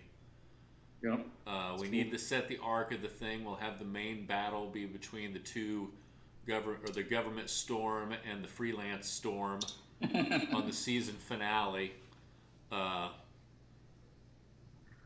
Yeah, and then we just need to come up with the family and what the interactions are, the funny and the not funny, as it moves in and out of, from being like a different strokes family feel, or Alf, or whatever you want to call it, and then switches over to be these, weird shit like Roadhouse when they get in the goofy fights and rip each other's throats out. Yeah, I'm getting the strong visions of Married with Children kind of dynamics. There you go. Maybe like because in the way the family kind of is put together and treats each other, they're all kind of like just jokey and rude. Now, if the family is like the Bundys, then the tornado will learn their habits. Yeah, it'll. So then that would promote if you were doing, like the interactions. There has to be that escalation. So then we would have Orson Welles tornado doing gags. Well, okay, if I were going to frame it out and how I think it would lay out, it starts out small in the house, right? Right. Yeah. So then it can hide in the cupboards, it can hide in the toilet, it can hide where it needs to hide to play the hood. Because that's, again, you're killing time for the story, really. It's Right. the kids hiding it from the parent. Parents inevitably going to find it. They have to accept it or deny it or whatever. That plot point has to move forward. Right. Of course, they're going to be totally entranced by how clean the toilet bowl is. So they're going to say, you know what? He can stay. As long as he doesn't, do anything weird or anything. You can then the generate government ice and can- stuff. And then, Right. as long as you give me a heads up next time, Dad. Right, and then right. So he's not giving other kids swirlies with it. And then at that point, then the government becomes aware somehow, some mulligan clue that you can lay out. Then the government comes. The government tries to get them. Then the government fails because the trailer blows itself completely out of the parking lot. Now the tornado's energy is spent. That Stormtrailer is in another part of the world. Right. And because the trailer, he doesn't know anything but trailer, he hides in plain sight in other trailer houses. Right. So it lands in lots. Somebody takes care of the fees. That's all. That's you know what I mean? Like nobody noticed this trailer just was there all of a sudden. It's these people inside it, and they're like, "What the fuck? We were in Jersey, or wherever they're from." And of course, there was a tornado, and 1,000 people were killed. Because that's the exit strategy of it. Like they needed to get away. Like, wait, what if there was a little bit of the carnage like left over on the trailer? So like there might be like a body part. Wait. Right. Wait a second. I should have this like within arm's reach. No pun. Yeah, and the thing is I would say that to escape the government, the tornado says, "I'm caught. I'm going to let him catch me," and the kid says, "No, get us out of here." And so the tornado does what the tornado does and destroys the village, and nobody knows. They don't know about it because they're in another wherever. But so that's how we end season 1 with them taking off in the trailer. Oh, now there's more seasons. Wait, season 1. I think if you're talking like five-finger, the convergence of the tornadoes seemed to me like to be more of a finisher. Yeah, this sounds like episode 1. Because there's going to be a government catch it, and then if you follow the arc, inevitably. Is this public right now? Yeah. Oh, so you said that this isn't going out. Is it going out or is it just? No, I was joking. It's absolutely going out. Yeah, unfortunately, this is all live. Okay, so this all has been a joke? I hate this because like I'm a total asshole this entire time. Know. But I never know which asshole context I'm in. Oh, I know. I wore the kimono as like a good. You're Orson Welles. Like, fine. I didn't like. You had us at kimono. Yeah, I made up for it. And we're obviously a bunch of douchebag comedians smoking weed, talking shit, but we got some good stuff out of this. Like I think so. So that's good. Oh, I think that. I didn't like the idea at the beginning, and I'm jonesing with it right now. So I don't like the idea of making it a musical because, like, I could think of everyone just like pointing their head at me, going like, and I'm like, no, man, that's like so much work, and I hope I have time to do my ADR. It was only going to be a musical if it was aborted fetuses. Yeah, it's not aborted fetuses. Aborted fetus spectacular. We're back to just a sitcom. It was going to be a remake of Thriller. Yes. Bring that back up. Except it would be yellow finger puppet fetuses. Keeps us on the.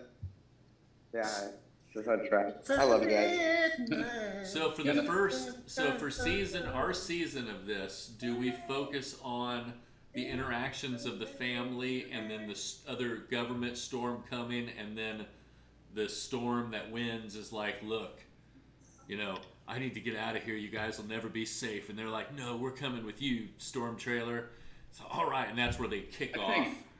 I think we could cover as much ground as possible if it's an 8 or so minute episode. I think the first episode should just keep going crazy, like establish a lot, like throw in a lot of information so you can rewatch it over and over again. But really hit people with like the whole rabbit tunnel getting deeper rapidly, like things escalating quickly, and then don't give away the too much. But that's just kind of what I see because there's so many wacky ideas. Kind of like the idea of just hating people with all of them and just being like, all right, now you got to rewatch this thing like 5 times because there was so much info. Right, and you want that to be the first 5 minutes. Yeah, or just the whole first episode, just establishing a lot of the canon, because there's a lot to sort of that we can explain, and I don't think it gives away any of the other material we've also kind of put together here. So there's some more stories. Or do we leave it a little bit of a mystery to begin with, why the storm is there in the first place, and everybody just treats the storm, of course, like it's a person? No, I think Orson Welles' sell on that is way cooler. Well. You lay that out in the exposition, and that's the lead into the Twilight Zone episode. Now you can do whatever you want. Right. But the words that Jeff even wrote down that were pretty vague. So and it sounded cool because it's ominous. So it doesn't really give away too much, but it does start to set up the explanation. So I mean, I just kind of like if it got broken off into 2 episodes, but just getting to that whole government part. Well, you're gonna have a lab escape right off the bat, so you're gonna need guards in a dark place and shadow, like a lab-looking place, and right? a bunch of wind. You can stand outside the fence and, oh, it got away, whatever. You know, you just need to establish shots that the government's after it. Something's getting away. You need to simulate that. Basically, just have like a fence rattle, and then like a couple guards get knocked over or something like that, and be like, "What the hell?" And then sound an alarm. But yeah, I mean, starting there, and I'm down to pull it back. It's just that's kind of where my mind goes first. It's just lots of crazy eye candy in the first episode, but that might not be the right way to do it. We might want to do a little slower burn. No, you may not be wrong, but we can do a super exciting, first 3 minutes, and then have it because first 6 minutes, because we're only doing these small episodes. We leave that first one as a cliffhanger of him being discovered by the kid, and then the next one is the cliffhanger of him being discovered by the dad, and you see what I'm saying? And you kind of leave it in that old episodic sort of format, leading to episode 6, which is the payoff, which is the storm fight. Who doesn't want a fucking storm fight? I want to see how that gets put together and what that looks like. Absolutely. Right. Oh, it's gonna look terrible. I can't wait. No. It's gonna look so awesome. I mean, I prefer making it look good. I think that there are ways that you can make it like imply a lot of different things and like kind of personify, go a little bit more abstract about it. Have you ever seen? There's this movie called Journey to the Beginning of Time. It's like an old Czechoslovakian movie, and it's like one of the coolest like stop motion old timey thing. And they do this stuff with like the creation of the universe at the end. And they're using dye and water and like very, very practical techniques that involve basically a fish tank.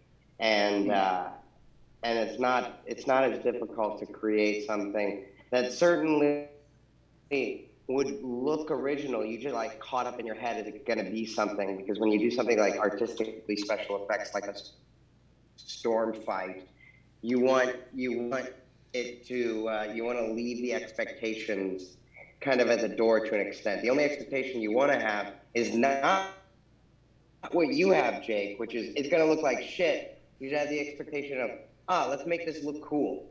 Right. Just because it looks like shit, I think we can make it look like cool and look like shit in the most charming way, And that's what I like. And I would say the Journey to the Beginning of Time, they also do this thing with like hands. And like doing a bunch of people using their hands, and at the bottom of the shot, and you don't realize that that's what it is. Almost looks like a sea, like an ocean at first. I think it's at the beginning of the movie.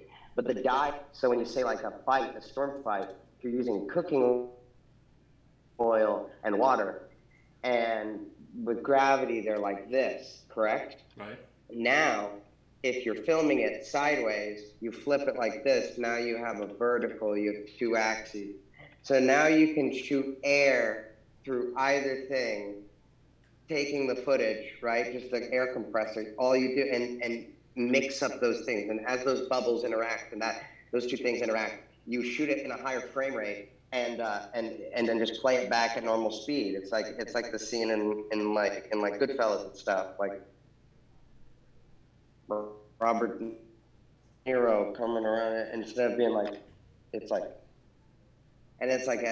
kind of puts emphasis on it. I think that it could be done to not look ugly. If you really want a storm fight, you can use that. And I found that toilet paper, dissolves in water, right? But it creates kind of like a pastier thing, but has like some flowiness to it. It gives you a way bigger cloud look. And, you can add paint in the water, which looks different, acrylic paint, than dye.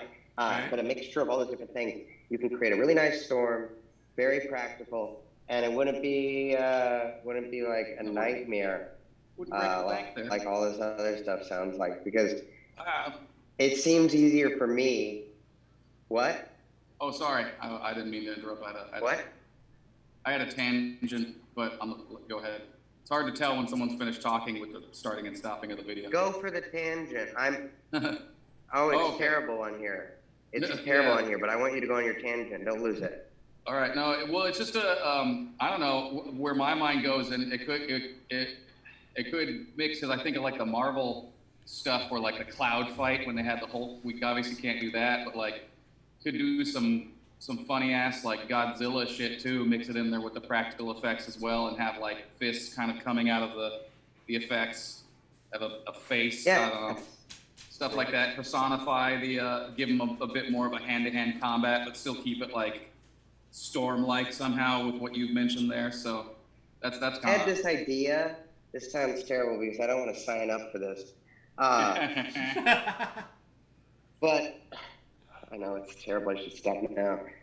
But like any like a darkened liquid of some sort. I was thinking like an oblique, like a starch, and then putting basically like a mold around your head in a way. Like put your head in a box with trash bags in it, and there's a hole for your head, and your head's sticking out, and now your face is covered in this oblique, right? And it's like caked over, like nice, like an even, okay? And you can open your eyes, but I'd say just keep your eyes closed. Make it all easy. Keep your eyes closed, and your mouth. That's the whole question. There's ways that we can do that, but you can have several faces and even talk in that, and then you have like a solid plate that you can key and change, put a texture map on it, like very simple stuff that almost in my face in that stuff, but it would be through that technique. Be like just shooting straight on from that, and then shooting this angle, doing that, Yeah. With that face being the face of the storm. Huh? With that face being the face of the storm. Yeah. Yeah, I mean, if you're convinced on doing faces, I was just thinking that's very expensive, and also it's very crazy, like to make it look nice, and that's the way to make it look nice.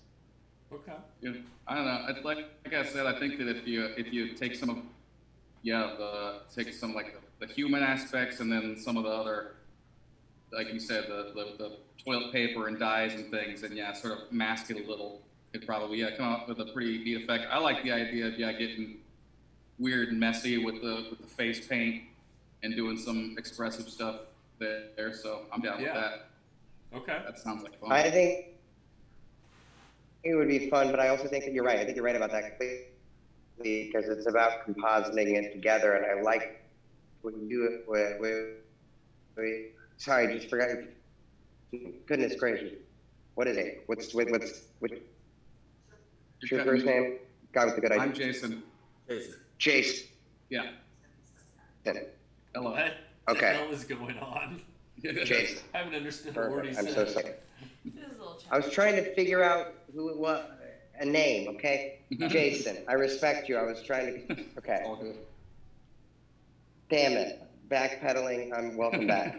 I think that your idea was really good about the comedic side of it, like making it almost like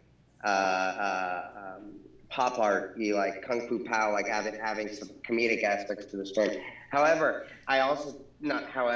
and additionally, what you were talking about with the compositing is that's the main aspect to it. And the greatest part about this as a VFX person is keying out the sky, like sky replacement is almost in it, like, especially because you can control which day you're filming. And if you have a washed out sky, you have even lighting and you have a good key, that's what I'm saying. Okay. So and sky replacement is pretty easy, and replacing with something very much more interesting like that. And again, it's about putting layers, trying to make it look not as good as it is. A lot of the times, it's kind of interesting. You add flaws, and it makes it real. Yeah. No. So I mean, it sounds like Enough about the effects. Yeah. I mean, it sounds like it's gonna be, but that's like we're talking about a season finale there, so that's going to be a little bit more involved than the other episodes, obviously, speaking to like how difficult effects are going to be. That's probably seems like the most complicated or difficult we want to make it on ourselves. So, but that's the first thing we have to shoot. Oh shit! Really break everybody. Oh yeah, in. with the storm fight, but the same technique, same techniques with the trailer, because you can drop that trailer model into the solution I was talking about, and it will basically float between the two, and you can. There's a lot of cool things you can do with that. Oh yeah. That just made me excited because I just realized it was a model. But again, it's by the end of August, and I'm like, dude, I have so much shit going on. That's all got thrown out the window. I think we're doing a proper series now, but I would like to secure some stuff and actually move on this though. This sounds fun. It's stupid. I love it. I'm into it, and I'm glad that I'm not the only one because it's pretty bizarre, but that's the kind of thing I like to wrap my noggin around. So I say we outline some how we want it to sort of form up. I don't know how you guys normally. I don't know. I've written a few scripts, but I'm certainly not that experienced, so I'll defer to y'all's lead. But go ahead and let's fire this bad boy up. Real quick, Gerry, what's on your mind, man? You look like you wanted to jump in a couple times. Try to remember. Oh, no.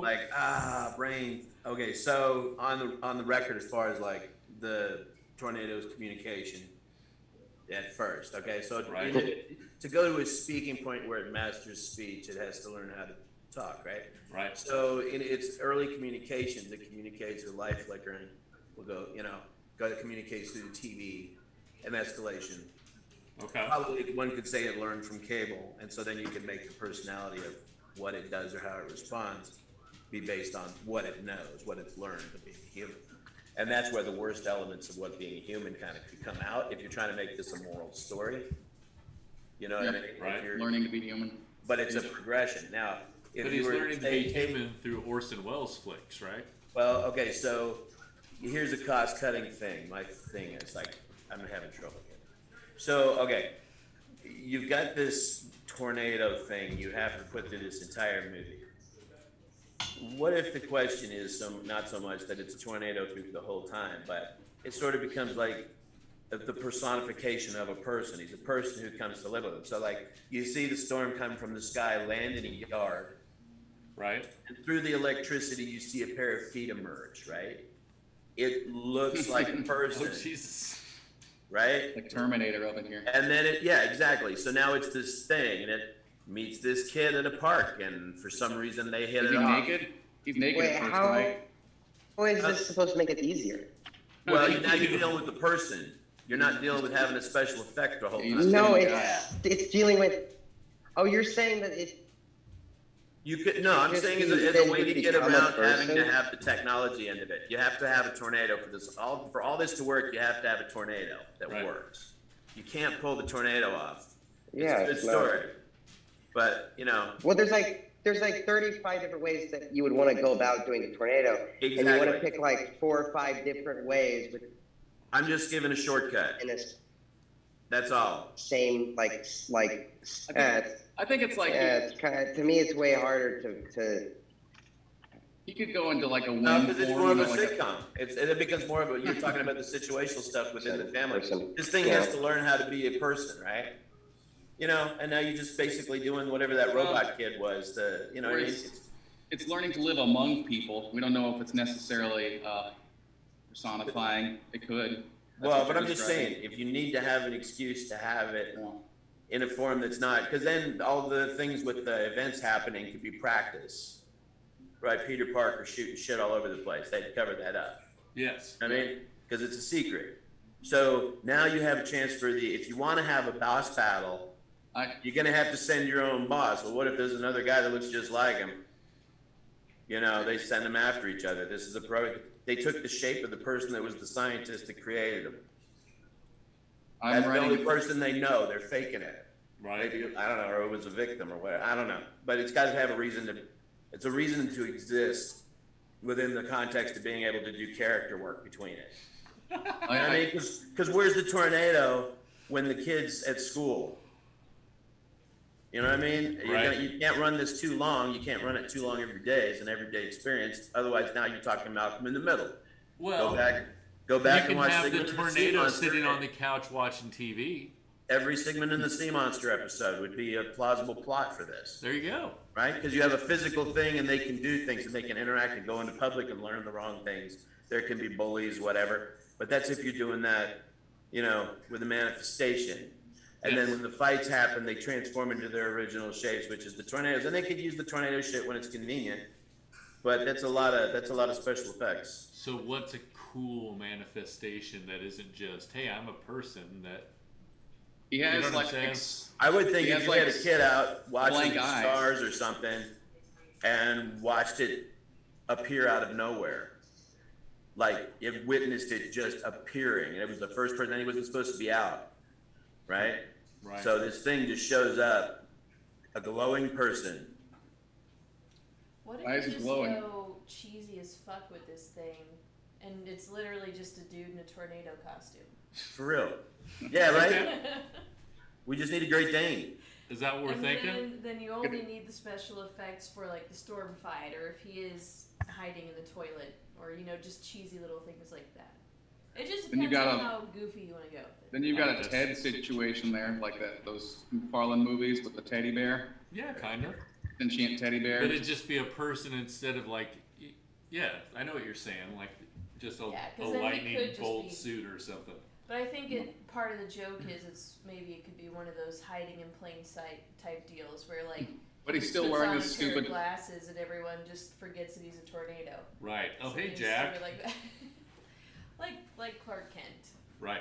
Something Understood. Stupid. Yeah. No, all That's of his just my 2 all of his T-shirts and apparel could be like weather-related puns and jokes, things like that. Mentions of like I don't know, only you like a Smokey the Bear shirt or I don't know something like that. But I wanted to get this out because I keep forgetting a character trait of Stormtrailer could be that he hates and attacks tornado alarms. So it's like it's a tell. He can be in human form and then an alarm will go off or something, and he just turns into a tornado and it just fucks it up because it like resonates with his ears or something. Right. I don't know. What Silly if our guy in the gray jumpsuit with the lightning bolt, when he hears the 11 o'clock siren, just starts spinning around in the kitchen and like physically spinning around and knocking Drives over him shit? nuts. Oh, sorry. That would be Just get funny. so fucking Okay. wound up. So the government's doing it on purpose because they know it triggers him and he's causing tornadoes. So They're trying to flush him out. Right. So every time the tornadoes go off, he would definitely have, there's a tornado downtown. Yeah. Wow, did you see the tornado hit? Well, the I kid gotta got go hit. fight the tornado. Right? So now I you love got the chase scene again. Now you're back into Can I just say real quick that tornadoes Huh? tornadoes like Huh? like to be honest with you, Huh? like just a straight up tornado, freaking easy to puff. Add a fogger to it. I mean, it would not be. And a fog machine, you wouldn't need that. You just need a little reptile fogger. It's all you guys. Yeah, that would work. I don't know. It makes me start thinking back to the kids staring off into the TV. There could even be a different form of the tornado as a puppet inside the TV. Well, Getting okay, so it evolves from the television into something. It comes Into out of the something. TV. I'm not saying that's like a puppet, but you know. Yeah, like, okay, yeah. so if the thing's in the house is communicating through the TVs, then it controls the image and becomes the image, and it steps out of the television. And can step There you out of go. whoever's on the commercial at the time. So if it happens to be Mr. Whipple doing a commercial and that's what he steps out as, then there's Mr. Whipple. And now you've got your character for however long. Yeah, if you really wanted to hit like a spooky. He can hide in the TV, go back, and then pop out as a different character, so then you'd have an excuse to do fake commercials. Mhm. When they watch shows, he shows up and takes over characters and like talks as them. Yeah, you could screen him in, like he's actually living in Clampett Mansion. That's a whole. That's Okay, now well, that this- seems like a lot of work, but I like the idea. Well, this is an entire like sub episode of like I don't know if you're familiar with like Rick and Morty and their interdimensional cable. It's like that. It would be a whole. Yeah, I have an episode like that in my show. Yeah. Yeah. So that that could be done where we just spend the whole episode inside the TV dealing with weird shit going on in there. But yeah, why not bring that TV back? So I would say that would be to flesh out however much of a season you needed to get to your finale. If you needed extra, you could pad it with those episodes. Yeah, and you can also characters. Yeah. Do like exposition. Take me to the mall. Okay. Yeah. Now taking Mr. Whipple to Hot Topic. It's kind of strange. Oh. What if the kid can turn the channel to have the Storm be different people to suit whatever purposes for him too? Did you ever see the Mad Magazine cartoon where they would cut clips from different things and they would put an interjection between it with it was like you turn in the channel and it's the person would be advertising something and it would switch and it would start off in a sentence that was just completely inappropriate for it. You know what I mean? So there's where you could pump a lot of jokes because you could just change through the channels and you could run a series of jokes through reporters or TV clips. And I don't know how much public domain you could get away with stealing off of television. Right. Like well, we have to create our own. Yeah, which isn't that hard to do. You know what you can do is all the old Swanson footage you guys got. Already. Sorry? Recycle all your old footage that you used, like some of this stuff here for the Festivus clip. Cut some pieces out of that, put it in the show. Sure. Cross advertise it. Absolutely. Because as far as, and it's a side effect of, and the channel changing thing, that would be a good gag to what's going on. And I think the Storm is the name of the storm. It's a tornado storm. I'm gonna call you Stormy. What's up, Storm? It'll be Stormtrailer, you know. Stormy. So now it's not just only a trailer that weathers the storm, it's the storm's trailer. Holy shit, it's come down to 3D chess here, boys.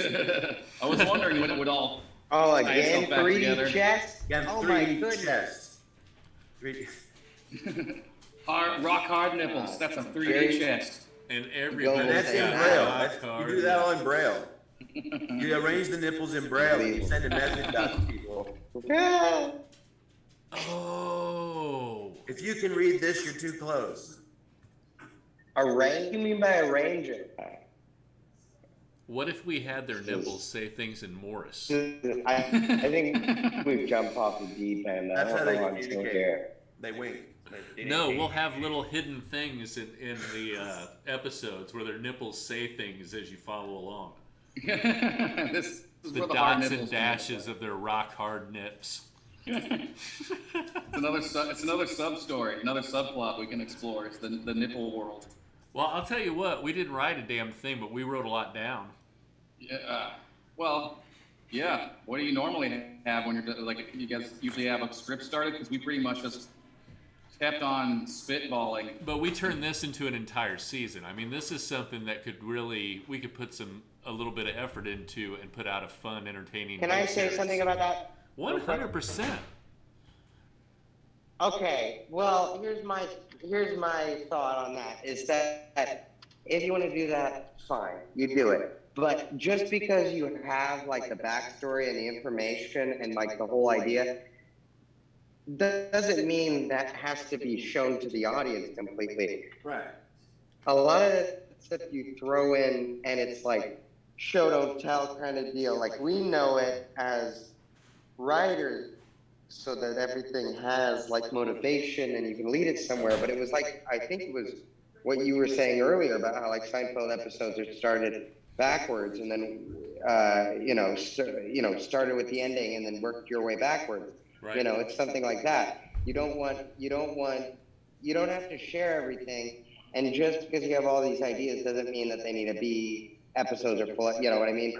Like, a lot of the exposition, all those different things. I'm just saying that it's good to have. It just doesn't mean that you have to do a serialized thing. Right. You know, something like this, if it's like, if you want to keep a storyline and like you learn something at the end, it probably would work better being like a feature or something, but it wouldn't be something you'd want to make as a feature.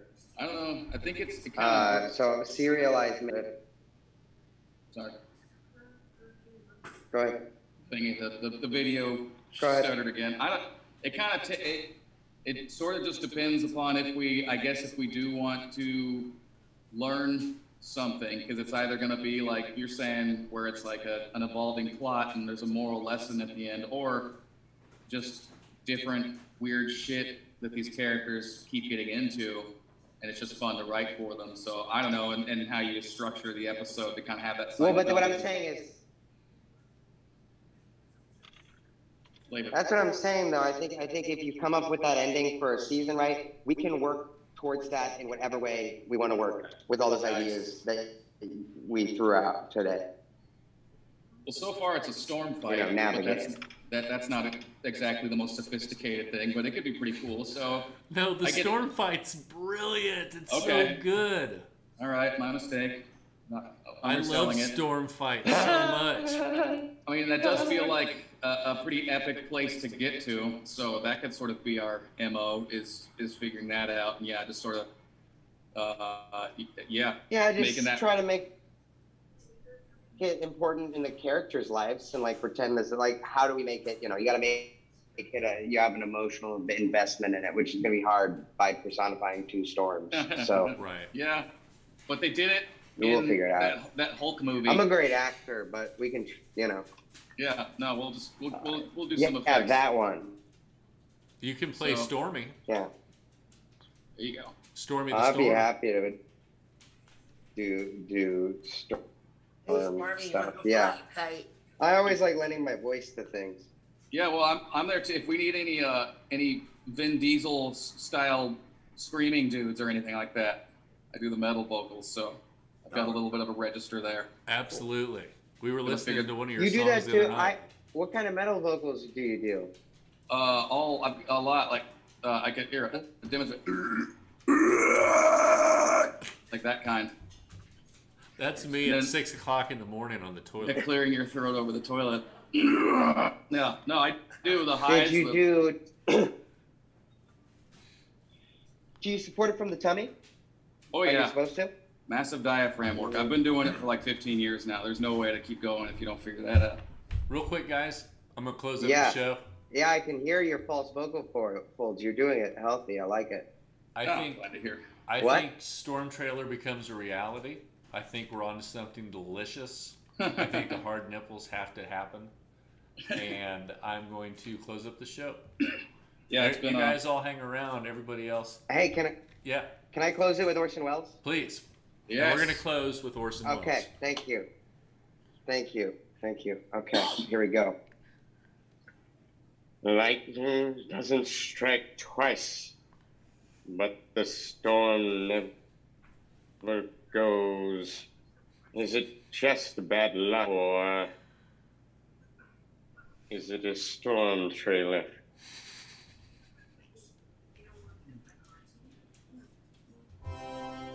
Nice.